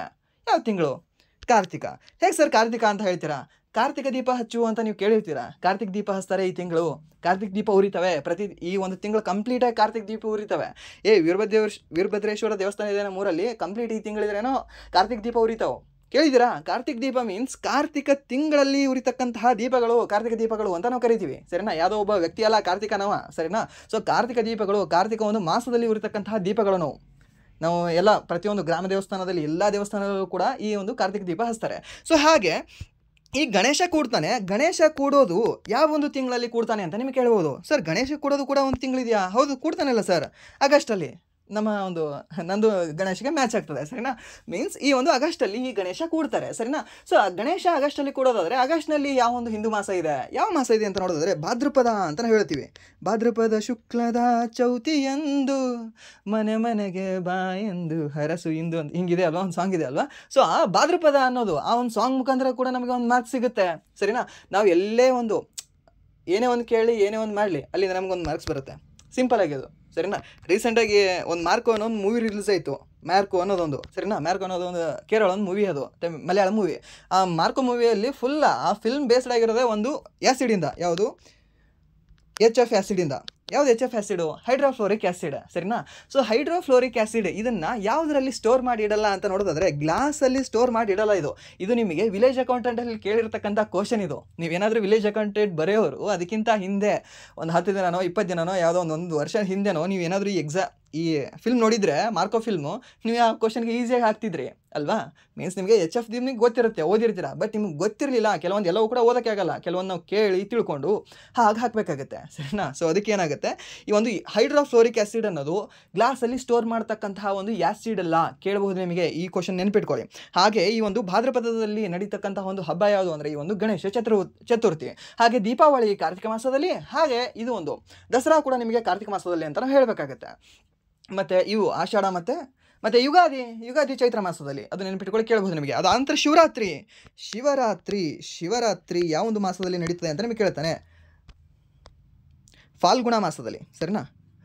ಯಾವುದು ಫಾಲ್ಗುಣ ಮೀನ್ಸ್ ಜನವರಿಯಲ್ಲಿ ಒಂದು 15 ದಿನ, ಫೆಬ್ರವರಿಯಲ್ಲಿ ಒಂದು 15 ದಿನ, ಅದಾದ ನಂತರ ಫಾಲ್ಗುಣ ಈ ಫೆಬ್ರವರಿ ಒಂದು 15 ದಿನ, ಅದಾದ ನಂತರ ಈ ಮಾರ್ಚಲ್ಲಿ 15 ದಿನ ತಗೊಳ್ತದೆ, ಕನ್ಸಿಸ್ಟ್ ಆಗ್ತದೆ, ಸರಿನಾ? ಸೊ ಮೀನ್ಸ್ ಇದು ಯಾವ ಒಂದು ತಿಂಗಳಲ್ಲಿ ನಡೀತದೆ ಅಂತ ನೋಡಿದ್ರೆ ಫಾಲ್ಗುಣ ತಿಂಗಳಲ್ಲಿ ನಡೀತದೆ ಯಾವುದು? ಶಿವರಾತ್ರಿ ಅನ್ನೋದು. ನೆನ್ಪಿಟ್ಕೊಳ್ಳಿ, ಕೇಳ್ಬೋದು ನಿಮಗೆ. ಅದಾದ ನಂತರ ನೆಕ್ಸ್ಟ್ ಪ್ರಶ್ನೆ ಏನಿದೆ ಅಂತ ನೋಡೋದಾದ್ರೆ, ಈ ಕೆಳಗಿನ ಯಾವ ವಿಜ್ಞಾನಿಯನ್ನು ಭಾರತದಲ್ಲಿ ಹಸಿರು ಕ್ರಾಂತಿಯ ಪಿತಾಮಹ ಎಂದು ಕರೆಯಲಾಗುತ್ತದೆ ಅಂತ ಕೇಳಿದ್ದಾನೆ. ಯಾವ ವಿಜ್ಞಾನಿಯನ್ನು ಹಸಿರು ಕ್ರಾಂತಿಯ ಪಿತಾಮಹ? MS ಸ್ವಾಮಿನಾಥನ್. ಮುಗಿಸ್, ಸಿಂಪಲ್. ಅದಾದ ನಂತರ ಈ CV ರಾಮನ್ ಅವರಿಗೆ 1930ರಲ್ಲಿ ನೊಬೆಲ್ ಪ್ರಶಸ್ತಿ ದೊರೆತಿದೆ, ನೆನ್ಪಿಟ್ಕೊಳ್ಳಿ, ಕೇಳಬಹುದು ನಿಮಗೆ. ಅದಾದ ನಂತರ ಇಲ್ಲಿ ಹೋಮಿ ಜಹಾಂಗೀರ್ ಬಾಬಾ ಎಟೋಮಿಕ್ ಸೆಂಟರ್ ಯಾರ ಹೆಸರಲ್ಲಿದೆ? ಇದೇ ಹೋಮಿ ಜಹಾಂಗೀರ್ ಬಾಬಾ ಅವರ ಹೆಸರಿನಲ್ಲಿ ಕಂಡುಬರ್ತದೆ, ಸರಿನಾ? ಎಟೋಮಿಕ್ ಪಿತಾಮಹ ಅಂತ ನಾವು ಯಾರನ್ನ ಕರಿತೀವಿ? ಇದೇ ಒಬ್ಬ ಹೋಮಿ ಜಹಾಂಗೀರ್ ಬಾಬಾ ಅವ್ರನ್ನ ನಾವು ಎಟೋಮಿಕ್ ಪಿತಾಮಹ ಅಂತ ಕರಿತೀವಿ, ಸರಿನಾ? ಅಣು ಪಿತಾಮಹ ಅಂತ ಕರಿತೀವಿ ನಮ್ಮ ಭಾರತದ್ದು. ಹಾಗೆ ವಿಕ್ರಮ್ ಸಾರಾಭಾಯಿ ಇಸ್ರೋದಲ್ಲಿ ಅತಿ ಹೆಚ್ಚು ಕಾಲ ಸತೀಶ್ ಧವನ್ ಅವರು ಮೊದಲ ಒಂದು ಚೇರ್ಮನ್ ಯಾರು ಅಂತ ನೋಡಿದ್ರೆ ಇಸ್ರೋದ ಮೊದಲ ಚೇರ್ಮನ್ ಯಾರು ಅಂದರೆ ವಿಕ್ರಮ್ ಸಾರಾಭಾಯ್ ಅವರು. ಸರಿನಾ, ಈ ಇಸ್ರೋ ಎಲ್ಲಿ ಕಂಡುಬರುತ್ತೆ ಅಂತ ನೋಡಿದ್ರೆ ಬೆಂಗಳೂರಲ್ಲಿ ಕಂಡುಬರುತ್ತೆ. ಯಾವಾಗ ಇದನ್ನು ಸ್ಥಾಪನೆ ಮಾಡಲಾಯಿತು? 1969 ಆಗಸ್ಟ್ 15ನೇ ತಾರೀಕಿನಂದು ಇದನ್ನು ಸ್ಥಾಪನೆ ಮಾಡಲಾಗ್ತದೆ. ಸರಿನಾ, ಕೇಳಬಹುದು, ನೆನ್ಪಿಟ್ಕೊಳ್ಳಿ, ಕೇಳುತ್ತಾನೆ. ಹಾಗೆ ನೆಕ್ಸ್ಟ್ ಪ್ರಶ್ನೆ ಏನಿದೆ ಅಂತ ನೋಡಿದ್ರೆ, ಒಂದು ವಸ್ತುವು ನೇರ ಸಾಲಿನಲ್ಲಿ ಚಲಿಸುತ್ತಿದ್ದರೆ ಮತ್ತು ಕೆಲವು ಉಲ್ಲೇಖ ಬಿಂದುವಿಗೆ ಸಂಬಂಧಿಸಿದಂತೆ ಅದರ ಸ್ಥಾನವು T1 ಸಮಯದಲ್ಲಿ x1 ಆಗಿರುತ್ತದೆ ಮತ್ತು T2 ಸಮಯದಲ್ಲಿ x2 ಆಗಿರುತ್ತದೆ. ಕಾಲಾವಧಿಯಲ್ಲಿ ವಸ್ತುವಿನ ಸರಾಸರಿ ವೇಗವು, ಅದರ ಫಾರ್ಮುಲಾ ಏನು ಬರುತ್ತೆ ಅಂತ ನೋಡಿದ್ರೆ ಈ x2 minus x1 divided by T2 minus T1 ಅಂತ ಬರುತ್ತೆ. ಸರಿನಾ, ಸೊ ಇಲ್ಲಿ ಓಕೆ, ಇಲ್ಲಿದೆ ಇದೆ. ಆ್ಯಂಡ್ ದೆನ್ ನೆಕ್ಸ್ಟ್ ಪ್ರಶ್ನೆ ಏನಿದೆ ಅಂತ ನೋಡಿದ್ರೆ, ಭಾರತದ ಯಾವ ಪ್ರದೇಶವು ಅತಿ ಹೆಚ್ಚು ಮಳೆಯನ್ನು ಪಡೆಯುತ್ತದೆ? ಯಾವ ಒಂದು ಪ್ರದೇಶ ಅತಿ ಹೆಚ್ಚು ಮಳೆ ಪಡೆಯುತ್ತದೆ ಸರ್? ಮೌಸಿನ್ ರಾಮ ಎಲ್ಲಿ ಕಂಡುಬರುತ್ತದೆ ಸರ್? ಪೂರ್ವದ ಖಾಸಿ ಬೆಟ್ಟಗಳಲ್ಲಿ ಕಂಡುಬರುತ್ತದೆ. ಇಫ್ ನಿಮಗೆ ಏನಾದರೂ ಪ್ರಶ್ನೆ, ನಾನೇನಾದರೂ ಪ್ರಶ್ನೆ ಪತ್ರಿಕೆ ತೆಗೆದಿದ್ದೆ ಅಂದರೆ ಹೀಗೆ ಕೊಡ್ತಾ ಇರಲಿಲ್ಲ. ಯಾಕಂದರೆ ನಾನು ಎಕ್ಸ್ಪ್ಲೇನ್ ಮಾಡಿದ್ದೀನಲ್ಲ, ಏನು ಖಾಸಿ, ಗಾರೋ, ಜೈಂತಿಯಾ ಮತ್ತು ಈ ನಾಗಾ ಹಿಲ್ಸ್ ಅಂತ ಕೊಟ್ಟಿರ್ತಿದೆ, ಅಥವಾ ಮಿಕಿರ್ ಹಿಲ್ಸ್ಗಳು ಅಂತ ಕೊಟ್ಟಿರ್ತಿದೆ. ಸೊ ಇವಾಗ ಹೇಳಬಹುದು ನೀವು ಅತಿ ಹೆಚ್ಚು ಮಳೆ ಯಾವ ಒಂದು ಬೆಟ್ಟ ಪಡೀತದೆ ಅಂತ. ಯಾವ ಒಂದು ಬೆಟ್ಟ ಪಡೀತದೆ? ಖಾಸಿ ಬೆಟ್ಟ. ಇಲ್ಲೇ ಕೊಟ್ಟಿದ್ದಾನಲ್ಲ, ಖಾಸಿ ಬೆಟ್ಟ ಅತಿ ಹೆಚ್ಚು ಮಳೆಯನ್ನು ಪಡೀತದೆ. ನಿಮಗೆ ಪ್ರಶ್ನೆ ಹೀಗೆ ಕೇಳಬಹುದು, ಏನು ಅಂದರೆ ಮೌಸಿನ್ ರಾಮ ಯಾವ ಒಂದು ಬೆಟ್ಟದ ಕೆಳಗೆ ಕಂಡುಬರುತ್ತದೆ ಅಂತ ನಿಮಗೆ ಕೇಳಬಹುದು. ಯಾವ ಒಂದು ಬೆಟ್ಟದ ಕೆಳಗೆ ಕಂಡುಬರ್ತದೆ ಅಂತ ನೋಡಿದ್ರೆ ಖಾಸಿ ಬೆಟ್ಟಗಳ ಕೆಳಗೆ ಕಂಡುಬರಬೇಕಲ್ವಾ? ಮೀನ್ಸ್ ಅತಿ ಹೆಚ್ಚು ಮಳೆ ಖಾಸಿ ಬೆಟ್ಟಗಳಲ್ಲಿ ಬೀಳ್ತಾ ಇದ್ದರೆ ಮೀನ್ಸ್ ಮೌಸಿನ್ ರಾಮ ಅತಿ ಹೆಚ್ಚು ಬೀಳ್ತಾ ಇರ್ತಕ್ಕಂಥ ಒಂದು ಪ್ರದೇಶ ಅಂತ ನಾವು ಓದಿದರೆ ಎರಡು ಕೂಡ ಅಲ್ಲೇ ಇರಬೇಕಲ್ವಾ? ಸೊ ಎರಡೂ ಅದೇ. ಮತ್ತು ಚಿರಾಪುಂಜಿ ಕೂಡ ನಿಮಗೆ ಇದೇ ಒಂದು ಖಾಸಿ ಬೆಟ್ಟಗಳಲ್ಲಿ ಕಂಡುಬರುತ್ತೆ. ಸರಿನಾ, ಗೊತ್ತಿರಲಿ, ಕೇಳ್ಬೋದು ನಿಮಗೆ. ಅದಾದ ನಂತರ ಈ ಖಾಸಿ ಬೆಟ್ಟದ ಯಾವ ಒಂದು ದಿಕ್ಕಿನಲ್ಲಿ ಅಂತ ನಿಮಗೆ ಕೇಳ್ಬೋದು. ಖಾಸಿ ಬೆಟ್ಟ ಹೀಗಿದೆ ಸರ್, ಈ ಖಾಸಿ ಬೆಟ್ಟ ಹೀಗಿದೆ ಖಾಸಿ ಬೆಟ್ಟ. ಈ ಖಾಸಿ ಬೆಟ್ಟದ ಯಾವ ದಿಕ್ಕಿನಲ್ಲಿ ಅತಿ ಹೆಚ್ಚು ಮಳೆ ಪಡೀತದೆ? ಇದು ಪ್ರಶ್ನೆ ಇವಾಗ. ಸರಿನಾ, ಇದು UPSC ಪ್ರಿಲಿಮ್ಸಲ್ಲಿ ಕೇಳಿರ್ತಕ್ಕಂಥ ಪ್ರಶ್ನೆ ಆಗಿದೆ ಅನಿಸುತ್ತೆ, ಮೇ ಬಿ. ಇಲ್ಲಾಂದರೆ CPOದಲ್ಲಿ ಕೇಳಿದ್ದ ಅನಿಸುತ್ತೆ ಇದನ್ನು. ಸರಿನಾ, ಸೊ ಇದು ಯಾವ ಒಂದು ದಿಕ್ಕಿನಲ್ಲಿ ಅಂತ ನೋಡಿದ್ರೆ ಈ ಒಂದು ಈಸ್ಟ್ ಸೈಡ್, ಪೂರ್ವದಲ್ಲಿ ಅತಿ ಹೆಚ್ಚು ಮಳೆಯನ್ನು ಪಡೀತದೆ. ಯಾವುದು? ಈ ಒಂದು ಖಾಸಿ ಬೆಟ್ಟ. ನೆನ್ಪಿಟ್ಕೊಳ್ಳಿ, ಕೇಳ್ಬೋದು ಈ ರೀತಿಯ ಪ್ರಶ್ನೆಗಳು ಕೂಡ ನಿಮಗೆ, ಯಾಕಂದರೆ ಆಲ್ರೆಡಿ ಒಂದ್ಸರಿ ಕೇಳಿದ್ದಾನೆ, ದಟ್ಸ್ ವೈ. ಹಾಗೆ ನೆಕ್ಸ್ಟ್ ಪ್ರಶ್ನೆ ಏನಿದೆ ಅಂತ ನೋಡಿದ್ರೆ, ಯಾವ ವರ್ಷದಲ್ಲಿ ಯುನೆಸ್ಕೋ ತನ್ನ ಮಾನವತೆಯ ಅಮೂರ್ತ ಸಾಂಸ್ಕೃತಿಕ ಪರಂಪರೆಯ ಪಟ್ಟಿಯಲ್ಲಿ ಕುಂಭಮೇಳವನ್ನು ಸೇರಿಸಿತು? ಕುಂಭಮೇಳ ಯಾವಾಗ ಸೇರಿಸಿದೆ ರೀ? 2017ರಲ್ಲಿ ಕುಂಭಮೇಳವನ್ನು ಸೇರಿಸಿದೆ. ದುರ್ಗಾ ಪೂಜೆಯನ್ನು ಯಾವಾಗ ಸೇರಿಸಿದೆ ಅದನ್ನು ಹೇಳಿ. ಅದಾಂತರ ಚೌವನ್ನು ಯಾವಾಗ ಸೇರಿಸಿದೆ? ಚೌವನ್ನು ನಾನೇ ನಿಮಗೆ ಹೇಳ್ತೀನಿ, 2010ರಲ್ಲಿ ಸೇರಲ್ಪಟ್ಟಿದೆ. ಸರಿನಾ, 2010ರಲ್ಲಿ ಈ ಚೌವನ್ನು ಈ ಯುನೆಸ್ಕೋ ಅಮೂರ್ತ ಸಾಂಸ್ಕೃತಿಕ ಪರಂಪರೆಯ ಪಟ್ಟಿಯಲ್ಲಿ ಸೇರಿಸಲ್ಪಟ್ಟಿದ್ದಾರೆ. ಸರಿನಾ, ಸೊ ಇದನ್ನು ನಿಮಗೆ ಈ ಟೆಲಿಗ್ರಾಮ್ ಗ್ರೂಪಲ್ಲಿ ಕಂಪ್ಲೀಟಾಗಿ ಇಡೀ ನಮ್ಮ ಭಾರತದ ಮ್ಯಾಪ್ ಹಾಕಿ, ಭಾರತದ ಮ್ಯಾಪಲ್ಲಿ ಯಾವ್ಯಾವ ಒಂದು ರಾಜ್ಯದಲ್ಲಿ ಯಾವ್ಯಾವುದು ಸೇರಲ್ಪಟ್ಟಿದೆ ಅಂತ ನಿಮಗೆ ಹಾಕಿದ್ದೀನಿ. ಸೊ ಅಲ್ಲಿ ಒಂದ್ಸರಿ ನೋಡ್ಕೊಳ್ಳಿ, ನಿಮಗೆ ಅದು ಯಾವ ಸೇರಲ್ಪಟ್ಟಿದೆ ಅನ್ನೋದು ಒಂದು ಇಂಪಾರ್ಟೆಂಟ್ ಆದರೆ ಅದಾದ ನಂತರ ಅದು ಯಾವ ಒಂದು ವರ್ಷದಲ್ಲಿ ಸೇರಿಸಲ್ಪಟ್ಟಿದೆ ಅನ್ನೋದು ಇಂಪಾರ್ಟೆಂಟ್ ಆಗುತ್ತೆ. ಇವಾಗ ಕುಂಭಮೇಳ ಯಾವ ಒಂದು ವರ್ಷದಲ್ಲಿ ಸೇರಿಸಲ್ಪಟ್ಟಿದೆ ಅಂದರೆ, ಸರಿ ಇವಾಗ ರೀಸೆಂಟಾಗಿ ಕುಂಭಮೇಳ ಆಯಿತು 2025. ಹೊಡಿ ಜೈ ಅನ್ಸು, ಯಾವುದಾದ್ರೂ 25 ಕೊಟ್ಟಿಲ್ಲಲ್ಲ ಇಲ್ಲಿ. ಸೊ ಏನಾದರೂ ಹಂಗೆ ಕೊಟ್ಟಿದ್ರೆ ಹಂಗೆ ಜೈ ಅನ್ಸು ಅಂತ ಮನಸ್ಸು ಹೇಳ್ತದೆ, ಬಟ್ ಅದು ಅಲ್ಲ. 2017ರಲ್ಲಿ ಈ ಕುಂಭಮೇಳ ಈ ಅಮೂರ್ತ ಸಾಂಸ್ಕೃತಿಕ ಪರಂಪರೆಯ ಪಟ್ಟಿಯಲ್ಲಿ ಸೇರಿಸಲ್ಪಟ್ಟಿದೆ. ಸರಿನಾ, ಸೊ ನಿಮಗೆ ಯಾವುದ್ಯಾವುದು ಟೆಲಿಗ್ರಾಮಲ್ಲಿ ಪಿನ್ ಮಾಡಿರ್ತೀನಲ್ವಾ, ಪಿನ್ ಮಾಡಿದ ಎಲ್ಲ ಒಂದು ಮೆಸೇಜ್ಗಳು ಕೂಡ ನಿಮಗೆ, ಎಲ್ಲ ಒಂದು ಈ ಪೋಸ್ಟ್ಗಳು ಕೂಡ ನಿಮಗೆ ಇಂಪಾರ್ಟೆಂಟ್ ಆಗಿರುತ್ತೆ.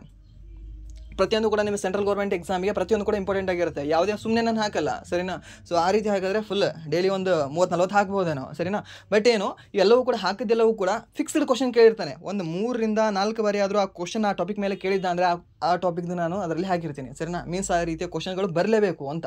ಸೊ ಅದನ್ನು ನೀವು ನೋಡ್ಕೊಳ್ಳಿ. ಆ್ಯಂಡ್ ದೆನ್ ನೆಕ್ಸ್ಟ್ ಪ್ರಶ್ನೆ ಏನಿದೆ ಅಂತ ನೋಡೋದಾದ್ರೆ, ಭಾರತ ಸರ್ಕಾರವು ಗಡಿ ರಸ್ತೆಗಳ ಸಂಸ್ಥೆಯನ್ನು ಮೀನ್ಸ್ BRO ಅನ್ನು ಯಾವ ವರ್ಷದಲ್ಲಿ ಸ್ಥಾಪನೆ ಮಾಡಲಾಯಿತು ರೀ? BRO 60ರಲ್ಲಿ ಸ್ಥಾಪನೆ ಮಾಡಲಾಗಿದೆ. ಹೇಗೆ ನೆನಪಿಟ್ಕೊಳ್ಬೇಕು ಸರ್? BRO 60 ಐತಲ್ವಾ? ಆರ್ ಮೀನ್ಸ್ ಆರ್ ಯಾಕೆ ಹೀಗೆ ಬರಿತೀರಾ? ಆರ್ ನಾನು ಹೀಗೆ ಬರಿತೀನಿ, ಆರ್ ನಾನು ರಾಜ್ಯ ಅಂತಲೂ ಕೂಡ ಬರಿತೀನಿ. 7 ಅನ್ನೋದನ್ನು ನಾನು ಕೈ ಮುಗಿಯೋದು, ಕಾಲು ಹೀಗೆ ದೇವ್ರ ಮುಂದೆ ಕುಂತ್ಕೊಂಡು ಕೈ ಮುಗಿತೀನಲ್ವಾ, ಆ ಒಂದು ಪೋಸ್ಚರ್ ಕೂಡ ಅನಿಸ್ತದೆ ನನಗೆ.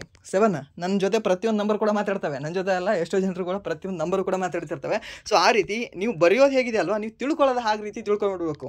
ಈಗ BROನ 60 ಅಂತ ರಟ್ಟ ಹೊಡೆಯೋದು ಹೆಂಗಿದೆ? BRO ಬಿನ ಬಿಟ್ಬಿಡಿ, RO ಮುಗಿತಲ್ವಾ, 60 ಅಂತ ನೆನಪಿಳಿದಲ್ವಾ. ಸೊ ಇನ್ನು ನೀವು ಮರೆಯೋದೇ ಇಲ್ಲ ಇದನ್ನು.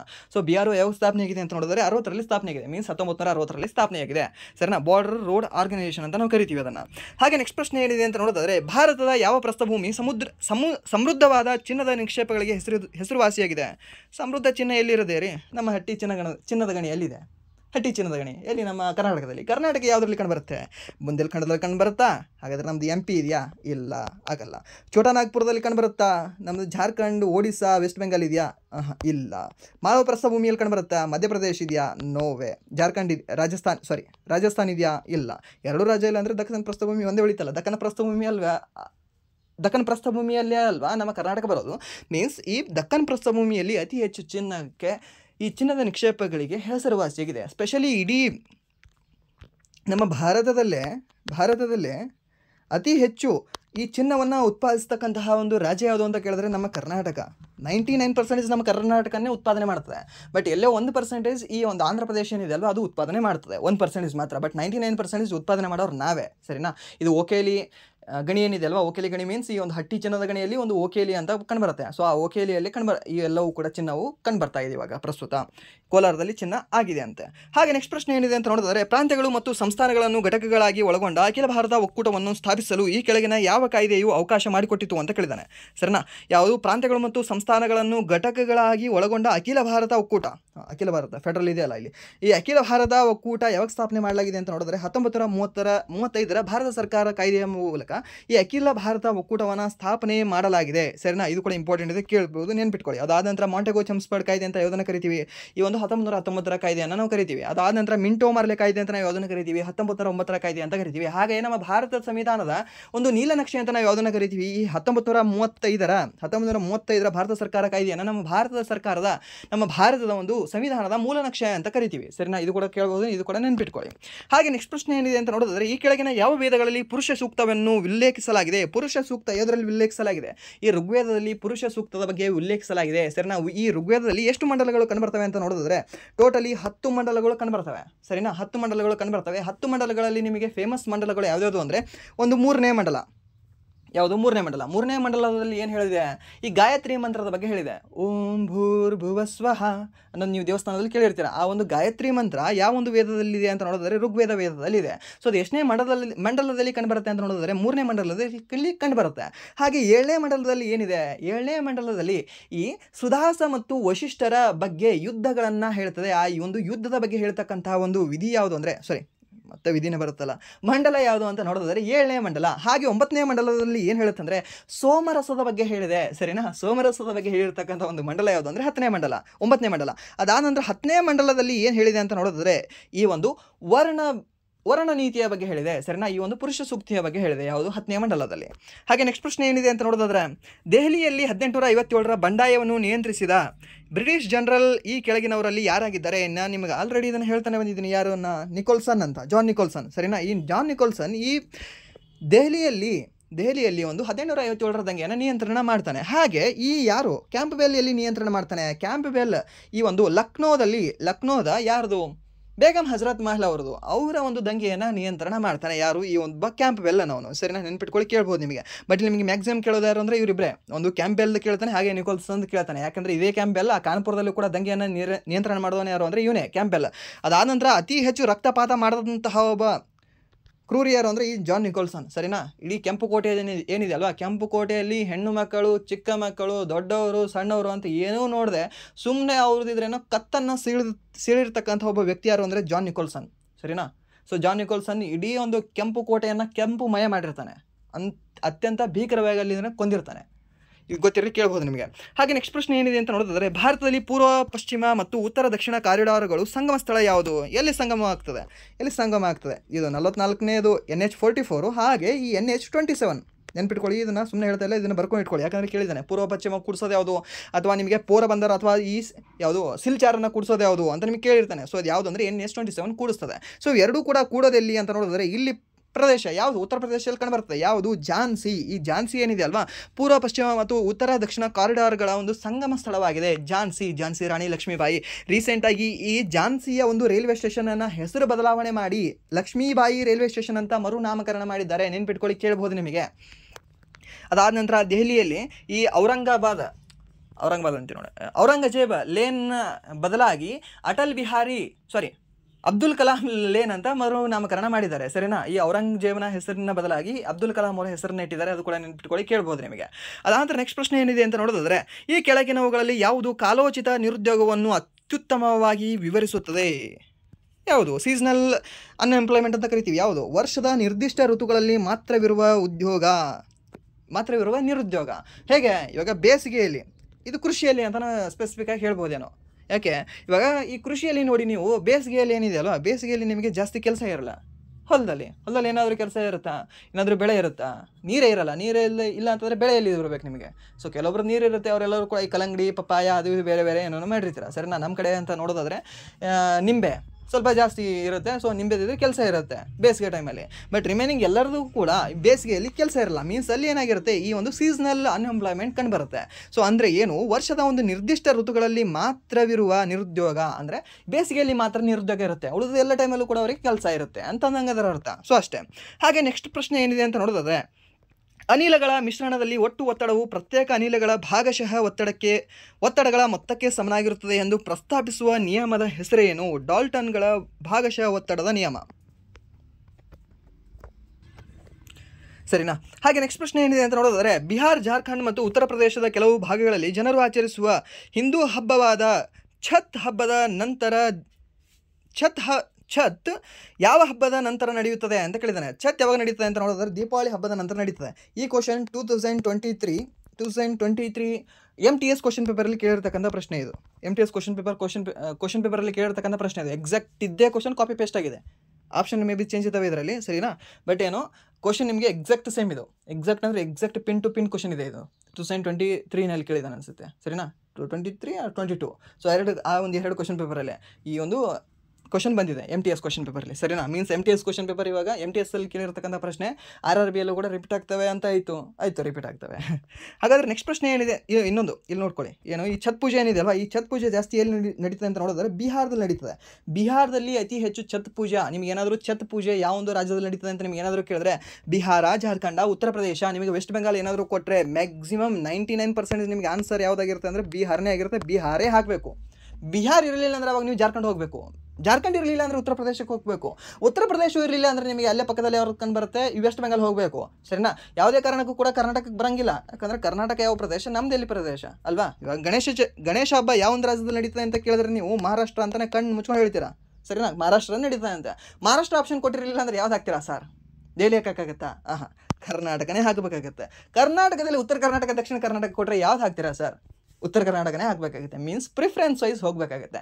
ಇದು ಇಲ್ಲ ಅಂದರೆ ಇದು ಅಂತ ಅಷ್ಟೇ. ಆ್ಯಂಡ್ ದೆನ್ ನೆಕ್ಸ್ಟ್ ಪ್ರಶ್ನೆ ಏನಿದೆ ಅಂತ ನೋಡೋದಾದರೆ, ಯಾವ ವೃತ್ತಿಪರ ಗುಂಪಿನ ಕೌಶಲ್ಯವನ್ನು ಹೆಚ್ಚಿಸಲು 2024ರಲ್ಲಿ ನಿರಂತರ ವೈದ್ಯಕೀಯ ಶಿಕ್ಷಣ CME ಎಂಬ ಕಾರ್ಯಕ್ರಮವನ್ನು ಕಾನ್ಪುರದ IIT ಸಂಸ್ಥೆ ಪರಿಚಯಿಸಿದೆ ಅಂತ ಕೇಳಿದ್ದಾನೆ. ಯಾವ ಒಂದು ಸಂಸ್ಥೆ ಏನು ಪರಿಚಯಿಸಿದೆ ಅಂತ ನೋಡೋದಾದರೆ, ಯಾರಿಗೆ ಪರಿಚಯಿಸಿದೆ ಅಂತ ನೋಡೋದಾದರೆ ವೈದ್ಯಕೀಯ ಅಧಿಕಾರಿಗಳು ಮತ್ತು ಅರೆ ವೈದ್ಯಕೀಯ ಸಿಬ್ಬಂದಿ ವರ್ಗದವರಿಗಾಗಿ ಈ ಒಂದು ಕೌಶಲ್ಯವನ್ನು ಹೆಚ್ಚಿಸುವ ಸಲುವಾಗಿ ಈ ಒಂದು ಕಾರ್ಯಕ್ರಮವನ್ನು ಸ್ಥಾಪನೆ ಮಾಡಲಾಗಿದೆ. ಯಾವ ಒಂದು ಕಾರ್ಯಕ್ರಮ ಅಂತ ನೋಡೋದಾದರೆ CME ನಿರಂತರ ವೈದ್ಯಕೀಯ ಶಿಕ್ಷಣ ಎಂಬ ಒಂದು ಕಾರ್ಯಕ್ರಮ. ಯಾರಿಗೆ? ವೈದ್ಯಕೀಯ ಅಧಿಕಾರಿಗಳಿಗೆ ಮತ್ತು ಅರೆ ವೈದ್ಯಕೀಯ ಸಿಬ್ಬಂದಿ ವರ್ಗದವರಿಗೆ. ಯಾರು ಪ್ರಾರಂಭ ಮಾಡಿದ್ದಾರೆ ಅಂತ ನೋಡಿದರೆ IIT ಕಾನ್ಪುರದವರು.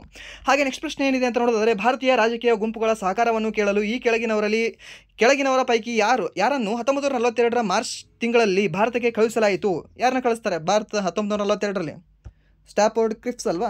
ಕ್ರಿಪ್ಸ್ ಆಯೋಗ ಬರುತ್ತಲ್ವ 1942ರಲ್ಲಿ. ಕ್ರಿಪ್ಸ್ ಆಯೋಗದ ಒಂದು ವಿಫಲತೆ ನಂತರನೇ ಈ ಒಂದು ಕ್ವಿಟ್ ಇಂಡಿಯಾ ಮೂವ್ಮೆಂಟ್ ನಡೀತದೆ 1942 ಆಗಸ್ಟ್ 8ನೇ ತಾರೀಕಿನಂದು. ಸೊ ಮೀನ್ಸ್ ಕ್ರಿಪ್ಸ್ ಇದಕ್ಕೆ ಸರಿಯಾದ ಉತ್ತರ ಆಗುತ್ತೆ. ಸರಿನಾ? ಫಿಲಿಪ್ ಹಮ್ಮಂಡ್ ಇದು ಸಂಬಂಧನೇ ಇಲ್ಲ, ಇವನು ಸಂಬಂಧ ಇಲ್ಲ. ಸರಿನಾ? ಅದಾದರೆ ನೆಕ್ಸ್ಟ್ ಪ್ರಶ್ನೆ ಏನಿದೆ ಅಂತ ನೋಡೋದಾದರೆ, ಈಗ ಜಾರಿಯಲ್ಲಿರುವ 13ರಿಂದ 14% ಸರಕು ಸಾಗಣೆ ವೆಚ್ಚವನ್ನು ಇನ್ನಷ್ಟು ಕಡಿಮೆ ಮಾಡುವ ಗುರಿಯನ್ನು ಹೊಂದಿರುವ ಮತ್ತು ಇತರ ಅಭಿವೃದ್ಧಿ ಹೊಂದಿದ್ದ ದೇಶಗಳಿಗೆ ಸರಿಸಮಾನವಾದ ಸರಕು ಸಾಗಣೆ ಸೇವೆಗಳನ್ನು ನೀಡಬೇಕೆಂಬ ಗುರಿಯನ್ನು ಹೊಂದಿರುವ ರಾಷ್ಟ್ರೀಯ ಸರಕು ಸಾಗಣೆ ನೀತಿಯನ್ನು ನ್ಯಾಷನಲ್ ಲಾಜಿಸ್ಟಿಕ್ ಪಾಲಿಸಿ NLP ಯಾವ ಡ್ಯಾಶ್ರಲ್ಲಿ ಬಿಡುಗಡೆ ಮಾಡಲಾಯಿತು ಅಂತ ಕೇಳಿದ್ದಾರೆ. ಯಾವ ಒಂದು ವರ್ಷದಲ್ಲಿ ಬಿಡುಗಡೆ ಮಾಡಲಾಯಿತು ಅಂತ ನೋಡಿದ್ರೆ ಈ ಒಂದು NLP 2022ರಲ್ಲಿ ಈ ಒಂದು NLPಯನ್ನು ಬಿಡುಗಡೆ ಮಾಡಲಾಗಿದೆ. ಈ NLP ಮೀನ್ಸ್ ಈ ಒಂದು ಲಾಜಿಸ್ಟಿಕ್ಸಲ್ಲಿ ಎಷ್ಟನೇ ಒಂದು ಲಾಜಿಸ್ಟಿಕ್ಸ್ ಇಂಡೆಕ್ಸಲ್ಲಿ ನಮ್ಮ ಭಾರತ ದೇಶ ಎಷ್ಟನೇ ಸ್ಥಾನ ಪಡೆದಿದೆ ಅಂತ ನೋಡೋದಾದರೆ 38ನೇ ಸ್ಥಾನ ಈ ಒಂದು ಲಾಜಿಸ್ಟಿಕ್ಸಲ್ಲಿ ನಮ್ಮ ಭಾರತ ದೇಶ ಪಡೆದಿದೆ. ಇದು ಕೂಡ ನಿಮ್ಗೆ ಕೇಳ್ಬೋದು, ನೆನ್ಪಿಟ್ಕೊಳ್ಳಿ, ಕೇಳ್ತಾನೆ ನಿಮಗೆ. ಹಾಗೆ ನೆಕ್ಸ್ಟ್ ಪ್ರಶ್ನೆ ಏನಿದೆ ಅಂತ ನೋಡೋದಾದರೆ, ವಿಶಿಷ್ಟಾದ್ವೈತ ಸಿದ್ಧಾಂತವನ್ನು ಪ್ರತಿಪಾದಿಸಿದ ಮತ್ತು ಮೋಕ್ಷವನ್ನು ಪಡೆಯುವ ಅತ್ಯುತ್ತಮ ಮಾರ್ಗವೆಂದರೆ ವಿಷ್ಣುವಿನ ಮೇಲಿನ ತೀವ್ರ ಭಕ್ತಿ ಎಂದು ನಂಬಿದ್ದ ರಾಮಾನುಜರು 11ನೇ ಶತಮಾನದಲ್ಲಿ ಭಾರತದ ಯಾವ ರಾಜ್ಯದಲ್ಲಿ ಜನಿಸಿದರು? ಸರಿನಾ? ಜನಿಸಿದರು ಅಂತ ಕೇಳಿದ್ರೆ ತಮಿಳುನಾಡು. ಅಲ್ಲಿಂದ ಎಲ್ಲಿ ಬಂದು ನೆಲೆಸಿದರು ಅಂತ ಕೇಳಿದ್ರೆ ಕರ್ನಾಟಕ. ಕುಲೋತ್ತುಂಗ ಚೋಳ ಬೆನ್ನ ಹತ್ತಿ ಕುದುರೆ ಮೇಲೆ ಕುಂತು ಒದ್ಕೋತ ಹೊಂಟಿರ್ತಾನೆ ಇವನಿಗೆ, ಸರಿನಾ? ಯಾರಿಗೆ? ರಾಮಾನುಜಾಚಾರ್ಯರಿಗೆ. ಇನ್ನು ಇಲ್ಲಿ ಇದ್ದಾದ್ರೆ ನೋಡಿ ನಿನಗೆ ನಿನ್ನ ಜೀವ ತೆಗಿತೀನಿ ಅಂತ ಕುದುರೆ ಮೇಲೆ ಕುಂತು ಹೇಗೆ ಅಂದರೆ ಮುಂದಿದ್ರೆ ಅಟ್ಟಾಡಿಸ್ಕೊಂಡು ಹೊರಟಿರ್ತಾನೆ. ಸೊ ಅಲ್ಲಿ ಅಟ್ಟಾಡಿಸ್ಕೊಂಡು ಹೊರಟಿರ್ತಕ್ಕಂಥ ರಾಮಾನುಜಾಚಾರ್ಯ ಏನು ಮಾಡ್ತಾನೆ ಅಂದರೆ ಈ ವಿಷ್ಣುದೇವರ ಹತ್ರ, ವಿಷ್ಣುವರ್ಧನ ಅಲ್ಲ, ಬಿಟ್ಟಿದೇವನ ಹತ್ರ, ಈ ಬಿಟ್ಟಿದೇವನ ಹತ್ರ ಬರ್ತಾನೆ, ಸರಿನಾ? ಬಿಟ್ಟಿದೇವ ಮೀನ್ಸ್ ಹೊಯ್ಸಳರ ಒಂದು ಮನೆತನಕ್ಕೆ ಅಥವಾ ನಮ್ಮ ಕರ್ನಾಟಕದ ರಾಜ್ಯಕ್ಕೆ ಬರ್ತಾನೆ. ಯಾಕೆ ಬರ್ತಾನೆ ಅಂತ ನೋಡಿದ್ರೆ ಈ ಬಿಟ್ಟಿದೇವ ಏನಿದಾನಲ್ವಾ, ಈ ಒಂದು ಕುಲೋತ್ತುಂಗ ಚೋಳನಿಗೆ ಸೋಲಿಸಿದ್ದ. ಸೊ ಇವಾಗ ನನ್ನನ್ನು ಯಾರಾದರೂ ಒಬ್ಬ ಕೊಲ್ತಾ ಇದ್ದಾನೆ, ನನಗೆ ಯಾರಾದರೂ ಒಬ್ಬನಿಂದ ಭಯ ಇದೆ ಅಂತಂದ್ರೆ ನಾನು ಯಾರ ಹತ್ರ ಹೋಗ್ತೀನಿ? ನಾನು ಯಾರಿಂದ ಭಯ ಪಡ್ತಿದ್ದೀನಲ್ವ ಅವನಕ್ಕಿಂತ ಶಕ್ತಿಶಾಲಿ ಹತ್ರ ನಾನು ಹೋಗ್ತೀನಲ್ವ. ಸೊ ಹಾಗೆ ಕುಲೋತ್ತುಂಗ ಚೋಳನ ಹತ್ರ ಭಯ ಇಟ್ಕೊಂಡಿರ್ತಕ್ಕಂಥ ರಾಮಾನುಜಾಚಾರ್ಯ ಕರ್ನಾಟಕಕ್ಕೆ ಅಥವಾ ಈ ಬಿಟ್ಟಿದೇವನ ಆಸ್ಥಾನಕ್ಕೆ ಬರ್ತಾನೆ, ನನಗೆ ರಕ್ಷಣೆ ಕೊಡು ಸ್ವಾಮಿ ಅಂತ, ಸರಿನಾ? ಸೊ ಆ ಬಿಟ್ಟಿದೇವನಿಗೆ ರಕ್ಷಣೆ ಕೊಡು ಸ್ವಾಮಿ ಅಂತ ಬಂದು ನಮ್ಮ ಕರ್ನಾಟಕದಲ್ಲಿ ನೆಲೆಸಿ ಬಿಟ್ಟಿದೇವನನ್ನು ವಿಷ್ಣುವರ್ಧನನಾಗಿ ಕನ್ವರ್ಟ್ ಮಾಡ್ತಾನೆ. ಮೀನ್ಸ್ ಅವನ ಹೆಸರನ್ನು ಬದಲಾವಣೆ ಮಾಡ್ತಾನೆ. ಅವನನ್ನು ಈ ಒಂದು ವೈಷ್ಣವ ಧರ್ಮಕ್ಕೆ, ಜೈನ ಧರ್ಮದಿಂದ ವೈಷ್ಣವ ಧರ್ಮಕ್ಕೆ ಮತಾಂತರ ಮಾಡ್ತಾರೆ. ಯಾರು ಅಂದರೆ ಈ ಒಂದು ರಾಮಾನುಜಾಚಾರ್ಯ. ನೆನ್ಪಿಟ್ಕೊಳ್ಳಿ, ಕೇಳ್ಬೋದು ನಿಮಗೆ. ಯಾಕೆ ಈ ಕುಲೋತ್ತುಂಗ ಚೋಳ ಇವರಿಗೆ ಬೆನ್ನು ಹತ್ತಿದ್ದ, ಕುದುರೆ ಮೇಲೆ ಕೂತು ಹಂಗೆ ಯಾಕೆ ಓಡಿಸ್ಕೊಂಡು ಬಂದಿದ್ದ ಅಂತ ನೋಡಿದ್ರೆ, ಈ ಒಂದು ಚೋಳರು ಏನಿದಾರಲ್ವಾ, ಚೋಳರು ಶಿವನ ಭಕ್ತರು. ಬೃಹದೇಶ್ವರ ಟೆಂಪಲ್ ಕೇಳಿದ್ದೀರಾ? ರಾಜರಾಜೇಂದ್ರ ಟೆಂಪಲ್ ಕೇಳಿದ್ದೀರಾ ಸಲ್ವಾ? ಆ ಟೆಂಪಲ್ ಯಾರಿಗೆ ಸಮರ್ಪಿತವಾಗಿದೆ? ಶಿವನಿಗೆ ಸಮರ್ಪಿತವಾಗಿದೆ. ಮೀನ್ಸ್ ಅವರು ಶೈವರು. ಯಾರು? ಚೋಳರು ಯಾವುದಕ್ಕೆ ಸಂಬಂಧ ಹೊಂದಿದವರು ಅಂದರೆ ಶೈವರವರು, ಸರಿನಾ? ಮೀನ್ಸ್ ಶಿವನಿಗೆ ಸಂಬಂಧ ಹೊಂದಿದವರು, ಶಿವನಿಗೆ ಪೂಜೆ ಮಾಡೋರು. ನೀವು ಇಲ್ಲಿವರೆಗೂ ನೋಡಿ ಬೇಕಾದರೆ ಇವತ್ತು ಕೂಡ ನೀವು ಹೋಗಿ ಎಲ್ಲಿ ತಮಿಳುನಾಡಲ್ಲಿ ನಿಮಗೆ ಸಾಕಷ್ಟು ಸಿಗೋ ಟೆಂಪಲ್ ಯಾವುದು ಅಂದರೆ ನಿಮಗೆ ಶೈವ ಟೆಂಪಲ್ ಸಿಗ್ತವೆ. ಮೀನ್ಸ್ ಶಿವನ ಟೆಂಪಲ್ ಸಿಗ್ತವೆ ನಿಮಗೆ. ಕೊಯಂಬತ್ತೂರು ಅದನ್ನು ಕಂಪೇರ್ ಮಾಡಿದ್ರು ಕೂಡ ನಿಮ್ಗೆ ಎಲ್ಲವೂ ಸಿಗೋ ಇಲ್ಲ ಅಂದರೆ ಶಿವನ ಟೆಂಪಲೇ ಸಿಗ್ತವೆ ನಿಮಗೆ. ಸೊ ವಿಷ್ಣುವಿನ ಟೆಂಪಲ್ ನಿಮಗೆ ಸಿಗೋದು ಬಹಳ ಅಂದರೆ ಬಹಳ ಕಡಿಮೆ. ಎಲ್ಲಿ? ಈ ಒಂದು ತಮಿಳುನಾಡಲ್ಲಿ. ಯಾಕಂದರೆ ಅಲ್ಲಿ ಆಲ್ಮೋಸ್ಟ್ ನಿಮಗೆ ಶೈವರೇ ಕಂಡುಬರ್ತಾರೆ ಇವಾಗಲಾದರೂ ಕೂಡ, ಸರಿನಾ? ಸೊ ಅದಕ್ಕೆ ಏನು ಮಾಡ್ತಾರೆ ಅಂದರೆ ಈ ಒಂದು ರಾಮಾನುಜಾಚಾರ್ಯರು 11ನೇ ಶತಮಾನದಲ್ಲಿ ಈ ಒಂದು ಬಿಟ್ಟಿದೇವನ ಆಸ್ಥಾನಕ್ಕೆ ಬಂದು ಮೇಲುಕೋಟೆಯಲ್ಲಿ ನೆಲೆಸ್ತಾರೆ. ಸರಿನಾ? ನೆನ್ಪಿಟ್ಕೊಳ್ಳಿ, ಕೇಳ್ಬೋದು ನಿಮಗೆ. ಯಾಕೆ ಅವರು ಬಂದರು, ಯಾಕೆ ಬಂದರು, ಏನು ಸುದ್ದಿ, ಯಾರು ಬೆನ್ನು ಹತ್ತಿದ್ರು, ಇಲ್ಲಿ ಯಾರ ಒಂದು ಆಸ್ಥಾನದಲ್ಲಿ ಅವರು ಇದ್ದರು ಅಂತ ಕೇಳ್ಬೋದು. ಸೊ ಅದಕ್ಕೆ ಹೇಳಬೇಕಾಗುತ್ತೆ. ಹಾಗೆ ನೆಕ್ಸ್ಟ್ ಪ್ರಶ್ನೆ ಏನಿದೆ ಅಂತ ನೋಡಿದ್ರೆ, ಹಾಗೆ ಶಂಕರಾಚಾರ್ಯರು ಯಾವ ಒಂದು ರಾಜ್ಯದಲ್ಲಿ ಜನಿಸಿದರು? ಶಂಕರಾಚಾರ್ಯರು ಕೇರಳ, ರಾಮಾನುಜಾಚಾರ್ಯರು ತಮಿಳುನಾಡು, ಮಧ್ವಾಚಾರ್ಯರು ಕರ್ನಾಟಕ, ಅದಾದ ನಂತರ ಈ ಕನಕದಾಸರು ಕರ್ನಾಟಕ, ಸರಿನಾ? ಅದು ನೆನ್ಪಿಟ್ಕೊಂಡು ಕೇಳ್ಬೋದು ನಿಮಗೆ, ಇಂಪಾರ್ಟೆಂಟ್ ಇದೆ. ಹಾಗೆ ನೆಕ್ಸ್ಟ್ ಪ್ರಶ್ನೆ ಏನಿದೆ ಅಂತ ನೋಡಿದ್ರೆ, SITಗಳು ರಾಜ್ಯ ಆಡಳಿತ ನ್ಯಾಯಮಂಡಳಿಗಳ ಅಧ್ಯಕ್ಷರು ಮತ್ತು ಸದಸ್ಯರನ್ನು ಯಾರು ನೇಮಕ ಮಾಡುತ್ತಾರೆ ಅಂತ ನೋಡೋದಾದರೆ, ಸಂಬಂಧಪಟ್ಟ ರಾಜ್ಯದ ರಾಜ್ಯಪಾಲರೊಂದಿಗೆ ಸಮಾಲೋಚಿಸಿದ ನಂತರ ಭಾರತದ ರಾಷ್ಟ್ರಪತಿಗಳು ಅವರನ್ನು ನೇಮಕ ಮಾಡ್ತಾರೆ. ಯಾರಿಗೆ? ಈ ಒಂದು SIT ಅಧ್ಯಕ್ಷರು ಮತ್ತು ಸದಸ್ಯರನ್ನು ನೇಮಕ ಮಾಡೋರು ಯಾರು ಅಂದರೆ ರಾಷ್ಟ್ರಪತಿಗಳು. ಬಟ್ ಯಾರಿಗೆ ಕೇಳಿ ಈ ಒಂದು ನೇಮಕಾತಿ ಮಾಡ್ತಾರೆ ಅಂತ ನೋಡಿದ್ರೆ, ಈ ಒಂದು ರಾಜ್ಯದ ರಾಜ್ಯಪಾಲರನ್ನು ಕೇಳಿ ಅವ್ರ ಜೊತೆ ಮಾತಾಡಿ ಹೆಂಗಪ್ಪ ಇವ್ರನ್ನ ತೊಗೊಳ್ಳೋನೋ ಬೇಡೋ ಅಂತ ಕೇಳಿ ಅವರನ್ನು ನೇಮಕ ಮಾಡ್ತಾರೆ. ಸರಿ, ನೆನ್ಪಿಟ್ಕೊಳ್ಳಿ, ಕೇಳಬಹುದು ನಿಮಗೆ. ಹಾಗೆ ನೆಕ್ಸ್ಟ್ ಪ್ರಶ್ನೆ ಏನಿದೆ ಅಂತ ನೋಡಿದ್ರೆ, 2024 ಆಗಸ್ಟ್ನಲ್ಲಿ ಭಾರತ ಬಯೋಟೆಕ್ ಇಂಟರ್ನ್ಯಾಷನಲ್ ಲಿಮಿಟೆಡ್ ಸಂಸ್ಥೆಯ ಯಾವ ಕಾಯಿಲೆಗಾಗಿ ಹೊಸ ಸಿಂಗಲ್ ಸ್ಟ್ರೈನ್ ಮೌಖಿಕ ಲಸಿಕೆಯಾದ ಹಿಲ್ಕೋಲ್ ಅನ್ನು ಬಿಡುಗಡೆ ಮಾಡಿದೆ ಅಂತ ಕೇಳಿದಾನೆ. ಈ ಹಿಲ್ಕೋಲ್ ಎದಕ್ಕೆ ಸಂಬಂಧ ಹೊಂದಿದೆ ಅಂದರೆ ಕಾಲ್ರಾಗೆ ಸಂಬಂಧ ಹೊಂದಿದೆ. ಸರಿನಾ? ಈ ಹಿಲ್ಕೋಲ್ ಲಸಿಕೆ ಎದಕ್ಕೆ ಹಾಕ್ತಾರೆ ಅಂತ ನೋಡಿದ್ರೆ ಕಾಲ್ರಾದವರಿಗೆ ಹಾಕ್ತಾರೆ. ಈ ಕಾಲ್ರಾ ಇದರಿಂದ ಬರುತ್ತೆ, ಬ್ಯಾಕ್ಟೀರಿಯಿಂದ ಈ ಒಂದು ಕಾಲರಾ ರೋಗ ಬರುತ್ತೆ. ನಮಗೆ ಬ್ಯಾಕ್ಟೀರಿಯಿಂದ ಈ ಒಂದು ಕಾಲರಾ ರೋಗ ಬರುತ್ತೆ.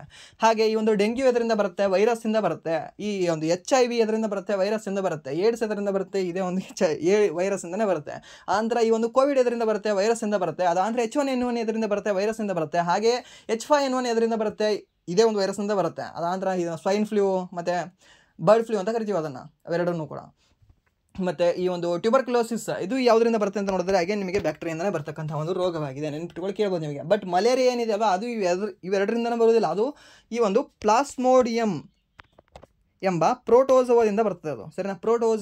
ಪ್ರೋಟೋಸೋವಾದಿಂದ ಬರ್ತಕ್ಕಂತಹ ಒಂದು ಕಾಯಿಲೆ ಯಾವುದು ಅಂದರೆ ನಿಮಗೆ ಈ ಒಂದು ಮಲೇರಿಯಾ ಕಾಯಿಲೆ ಅಂತ ನಾವು ಹೇಳ್ತೀವಿ. ನೆನ್ಪಿಟ್ಕೊಳ್ಳಿ, ಕೇಳ್ಬೋದು ನಿಮಗೆ. ಅದನ್ನು ತರಿಸೋರು ಯಾರು ಅಂತ ನೋಡಿದ್ರೆ ಈ ಒಂದು ಅನಾಫಲಿಸ್ ಹೆಣ್ಣು ಸೊಳ್ಳೆ, ಮೀನ್ಸ್ ವೆಕ್ಟರ್ ಅಂತ ನಾವು ಹೇಳ್ತೀವಿ, ವಾಹಕ ಅಂತಲೂ ಹೇಳ್ತೀವಿ. ಹಾಗೆ ನೆಕ್ಸ್ಟ್ ಪ್ರಶ್ನೆ ಏನಿದೆ ಅಂತ ನೋಡಿದ್ರೆ, ಈ ಕೆಳಗಿನವರಲ್ಲಿ ಯಾರು ಕೇಂದ್ರ ಸಚಿವ ಸಂಪುಟದ ಭಾಗವಾಗಿಲ್ಲ ಅಂತ ಕೇಳಿದಾನೆ. ಕೇಂದ್ರ ಸಚಿವ ಸಂಪುಟದ ಭಾಗ ಯಾರಾಗಿರ್ತಾರೆ? ಪ್ರಧಾನಮಂತ್ರಿ, ಓಕೆ, ರಾಜ್ಯ ಖಾತೆ ಸಚಿವರು, ಅದಾಂತರ ಸ್ವತಂತ್ರ ಉಸ್ತುವಾರಿ ಇಲ್ಲದ ರಾಜ್ಯ ಖಾತೆ ಸಚಿವರು, ಇವರು ಇಬ್ಬರು ಇರ್ತಾರೆ. ಕ್ಯಾಬಿನೆಟ್ ಸಚಿವರು ಅವರು ಇರ್ತಾರೆ.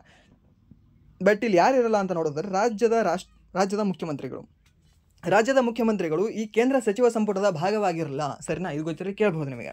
ಹಾಗೆ ನೆಕ್ಸ್ಟ್ ಪ್ರಶ್ನೆ ಏನಿದೆ ಅಂತ ನೋಡಿದ್ರೆ, ಈ ಕೆಳಗಿನ ಯಾವ ಆನ್ಲೈನ್ ಟ್ರಾವೆಲ್ ಪ್ಲಾಟ್ಫಾರ್ಮ್ನವರು 2024 ಸೆಪ್ಟೆಂಬರ್ನಲ್ಲಿ ಬ್ರಾಂಡೆಡ್ ಟ್ರಾವೆಲ್ ಡೆಬಿಟ್ ಕಾರ್ಡನ್ನು ಬಿಡುಗಡೆ ಮಾಡಲು ಬ್ಯಾಂಕ್ ಆಫ್ ಬರೋಡಾದ ಜೊತೆ ಕೈ ಜೋಡಿಸಿದ್ದಾರೆ ಅಂತ ಕೇಳಿದಾನೆ. ಈ ಇಂಪಾರ್ಟೆಂಟ್ ಕ್ವಶನ್ ನೋಡಿ ಇದು. ಸರಿನಾ? ಯಾವುದು ಅಂದರೆ easyMyTrip.com ಅಂತ. ಸರಿನಾ? easyMyTrip.com ಏನಿದೆ ಅಲ್ವಾ, ಅವರು ಈ ಬ್ಯಾಂಕ್ ಆಫ್ ಬರೋಡಾ ಜೊತೆ ಕೂಡಿಕೊಂಡು ಬ್ರಾಂಡೆಡ್ ಟ್ರಾವೆಲ್ ಡೆಬಿಟ್ ಕಾರ್ಡನ್ನು ಪ್ರಾರಂಭ ಮಾಡಿದ್ದಾರೆ. ಸರಿನಾ, ಗೊತ್ತಿರಲಿ ಕೇಳ್ಬೋದು. ಈ ಕ್ವಶನ್ ಏನಿದೆ ಅಂದರೆ ಇಂಪಾರ್ಟೆಂಟ್ ಇದೆ. ಈ ಕ್ವಶನ್ ನಿಮಗೆ ರಿಪೀಟ್ ಆಗೋ ಚಾನ್ಸ್ ಸ್ವಲ್ಪ ಜಾಸ್ತಿ ಇದೆ.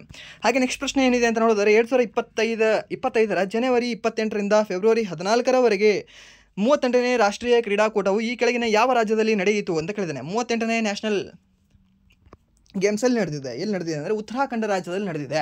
ಹಾಗೆ ಈ ಒಂದು ನ್ಯಾಷನಲ್ ವಿಂಟರ್ ಗೇಮ್ಸ್ ಎಲ್ಲಿ ನಡೆದಿದೆ ಅಂತ ನೋಡೋದಾದರೆ ಈ ಒಂದು ಲಡಾಖ್ ಮತ್ತು ಜಮ್ಮು ಕಾಶ್ಮೀರದಲ್ಲಿ ವಿಂಟರ್ ಗೇಮ್ಸ್ ನಡೆದಿದೆ, ಮೊದಲ ಆವೃತ್ತಿಯಾಗಿತ್ತು ಇದು. ಹಾಗೆ ಈ ಒಂದು ಖೇಲೋ ಇಂಡಿಯಾ ಯೂತ್ ಗೇಮ್ಸ್ ಎಲ್ಲಿ ನಡೆದಿದೆ ಅಂತ ನೋಡೋದಾದರೆ ಬಿಹಾರದಲ್ಲಿ ನಡೆದಿದೆ. ಹಾಗೆ ಖೇಲೋ ಇಂಡಿಯಾ ಬೀಚ್ ಗೇಮ್ಸ್ ಎಲ್ಲಿ ನಡೆದಿದೆ ಅಂತ ನೋಡೋದಾದರೆ ದೀವ್ ದಮನ್ದಲ್ಲಿ, ಸ್ಪೆಷಲಿ ಹೇಳಬೇಕು ಅಂದರೆ ದಿಯು ಅಲ್ಲಿ ನಡೆದಿದೆ. ಸರಿನಾ, ದಿಯು ರಾಜ್ಯದಲ್ಲಿ ದಿಯು ಎಂಬ ಒಂದು ಜಿಲ್ಲೆಯಲ್ಲಿ ನಡೆದಿದೆ. ಅದು ಕೂಡ ನಿಮಗೆ ಕೇಳ್ಬೋದು, ನೆನ್ಪಿಟ್ಕೊಳ್ಳಿ. ಹಾಗೆ ನೆಕ್ಸ್ಟ್ ಪ್ರಶ್ನೆ ಏನಿದೆ ಅಂತ ನೋಡೋದಾದರೆ ಭಾರತದಲ್ಲಿ ಹೇರಳವಾಗಿರುವ ಮೊನಾಝೈಟ್ ಮರಳಿನಿಂದ ಕೆಳಗಿನ ಯಾವ ಲೋಹವನ್ನು ತೆಗೆಯಲಾಗುತ್ತದೆ? ಮೊನಾಝೈಟ್ ಎಲ್ಲಿ ಕಂಡು ಬರುತ್ತೆ ನಿಮಗೆ? ಕೇರಳದಲ್ಲಿ ಕಂಡು ಬರುತ್ತೆ. ಮೊನಾಝೈಟ್ ಥೋರಿಯಂ ಅಲ್ವಾ? ಸೊ ಥೋರಿಯಮ್ಮು ಈ ಒಂದು ಮೊನಾಝೈಟ್ ಅದರಿಂದ ನಿಮಗೆ ಕಂಡು ಬರುತ್ತೆ. ಸರಿನಾ, ಪಿಚ್ ಬ್ಲೆಂಡಿಂದ ನಿಮಗೆ ಯಾವ್ದು ಕಂಡು ಬರುತ್ತೆ ಅಂತ ನೋಡಿದ್ರೆ ಯುರೇನಿಯಂ ಕಂಡು ಬರುತ್ತೆ. ಸರಿನಾ, ಗೊತ್ತಿರಲಿ ಕೇಳಬಹುದು ನಿಮಗೆ. ಸೊ ಇದೇನಾಗಿದೆ ಇಂಪಾರ್ಟೆಂಟ್ ಆಗಿದೆ. ಥೋರಿಯಂ ಯಾವ ಒಂದು ರಾಜ್ಯದಲ್ಲಿ ಅತಿ ಹೆಚ್ಚಾಗಿ ಕಂಡು ಬರುತ್ತೆ ಅಂತ ನಿಮಗೆ ಏನಾದರೂ ಕೇಳಬಹುದು. ಅದು ನಿಮಗೆ ಕೇರಳದಲ್ಲಿ ಕಂಡು ಬರುತ್ತೆ. ಯಾವುದು? ಮೊನಾಝೈಟ್ ಎಂಬ ಒಂದು ಅದಿರು. ಹಾಗೆ ನೆಕ್ಸ್ಟ್ ಪ್ರಶ್ನೆ ಏನಿದೆ ಅಂತ ನೋಡಿದ್ರೆ ಕೆಳಗಿನವುಗಳಲ್ಲಿ ಯಾವುದು ಭಾರತ ಸಂವಿಧಾನದಲ್ಲಿ ಉಲ್ಲೇಖಿಸಲಾದ ರಾಜನೀತಿಯ ನಿರ್ದೇಶಕ ತತ್ವ ಆಗಿದೆ ಅಂತ ಕೇಳಿದ್ದಾನೆ. ಏಕರೂಪ ನಾಗರಿಕ ಸಮಿತಿಗೆ ಅವಕಾಶ ಎಷ್ಟನೇ ಒಂದು ವಿಧಿಯಲ್ಲಿ ಹೇಳಿದೆ? 44ನೇ ವಿಧಿಯಲ್ಲಿ ಹೇಳಲ್ಪಟ್ಟಿದೆ. ಸಿಂಪಲ್. ಹಾಗೆ ವಾಕ್ ಸ್ವಾತಂತ್ರ್ಯಕ್ಕೆ ಅವಕಾಶ ಸಲ್ಲಿಸುವುದು. ವಾಕ್ ಸ್ವಾತಂತ್ರ್ಯ ಅಂದರೆ ಯಾವುದು? 19ನೇ ವಿಧಿ. ಇದು DPSPL ಬರುತ್ತಾ? ಬರಲ್ಲ. ಧರ್ಮದ ಆಧಾರದ ಮೇಲೆ ಇದು ಕೂಡ ಇದ್ರೇನು ಮೂಲಭೂತ ಅಧಿಕಾರ ಹಕ್ಕಿದೆ. ಅದಾನಂತರ ಸಾರ್ವಜನಿಕ ಹಕ್ಕುಗಳ ಜಾರಿಗಾಗಿ ಸಾಂವಿಧಾನಿಕ ಪರಿಹಾರ ಹಕ್ಕುಗಳು 32ನೇ ವಿಧಿಯಲ್ಲಿದೆ. ಇದು ಕೂಡ ಅಲ್ಲ. ಸೊ ಇಲ್ಲಿ ಉಳಿದಿರೋದು ಯಾವುದು ಅಂದರೆ 44ನೇದು. ಯಾಕಂದರೆ 36ರಿಂದ 51ನೇ ವಿಧಿಯವರೆಗೂ ನಿಮಗೆ ಈ ಒಂದು ರಾಜನೀತಿ ನಿರ್ದೇಶಕ ತತ್ವಗಳ ಬಗ್ಗೆ ಹೇಳುತ್ತೆ. ಸರಿನಾ, ಸೊ ಅದಕ್ಕೆ ಏನಾಗುತ್ತೆ? ಆಪ್ಷನ್ ಬಿ ಇದಕ್ಕೆ ಸರಿಯಾದ ಉತ್ತರ ಆಗುತ್ತೆ. ಈ ಒಂದು ಏಕರೂಪ ನಾಗರಿಕ ಸಂಹಿತೆ ಜಾರಿಗೆ ತಂದಿರತಕ್ಕಂತಹ ರಾಜ್ಯಗಳು ಯಾವ್ದು ಅಂತ ನೋಡಿದ್ರೆ ಫಸ್ಟ್ ಒಂದು ಗೋವಾ. ಸೆಕೆಂಡ್ ಯಾವುದು ಅಂದರೆ ಈ ಒಂದು ಉತ್ತರಾಖಂಡ. ಸರಿನಾ, ಉತ್ತರಾಖಂಡ ಇವಾಗ ಜಸ್ಟ್ ಹೇಳಿದೆ ಅಲ್ವಾ, 38ನೇ ನ್ಯಾಷನಲ್ ಗೇಮ್ಸ್ ಒಂದು ರಾಜ್ಯದಲ್ಲಿ ನಡೆದಿದೆ, ಉತ್ತರಾಖಂಡದಲ್ಲಿ. ಸರಿನಾ, ಸೊ ಆ ಉತ್ತರಾಖಂಡದಲ್ಲಿ ನಡೆದಿರತಕ್ಕಂತಹ ಒಂದು ನ್ಯಾಷನಲ್ ಗೇಮ್ಸಲ್ಲೇ ಅಲ್ಲೇ ಈ ಒಂದು ಏಕರೂಪ ನಾಗರಿಕ ಸಮಿತಿ ಕೂಡ ಜಾರಿಗೆ ಬಂದಿದೆ. ಉತ್ತರಾಖಂಡದ ಮುಖ್ಯಮಂತ್ರಿ ಯಾರು? ಪುಷ್ಕರ್ ಸಿಂಗ್ ಧಾಮಿ ಅಂತ ಕಂಡು ಬರ್ತಾರೆ. ಸರಿನಾ, ನೆನ್ಪಿಟ್ಕೊಳ್ಳಿ ಕೇಳಬಹುದು ನಿಮಗೆ ಮುಖ್ಯಮಂತ್ರಿ ಹೆಸರು. ಹಾಗೆ ನೆಕ್ಸ್ಟ್ ಪ್ರಶ್ನೆ ಏನಿದೆ ಅಂತ ನೋಡಿದ್ರೆ ಗುಪ್ತರ ಕಾಲದಲ್ಲಿ ಯಾವ ಲೋಹದ ನಾಣ್ಯಗಳನ್ನು ರೂಪಕ ಎಂದು ಕರೆಯಲಾಗುತ್ತಿತ್ತು ಅಂತ ಕೇಳಿದಾನೆ. ರೂಪಕ ಅಂತ ಯಾವುದನ್ನು ಕರೆಯಲಾಗ್ತಿತ್ತು? ಬೆಳ್ಳಿಯ ನಾಣ್ಯಗಳನ್ನು ರೂಪಕ ಅಂತ ಕರೆಯಲಾಗ್ತಿತ್ತು.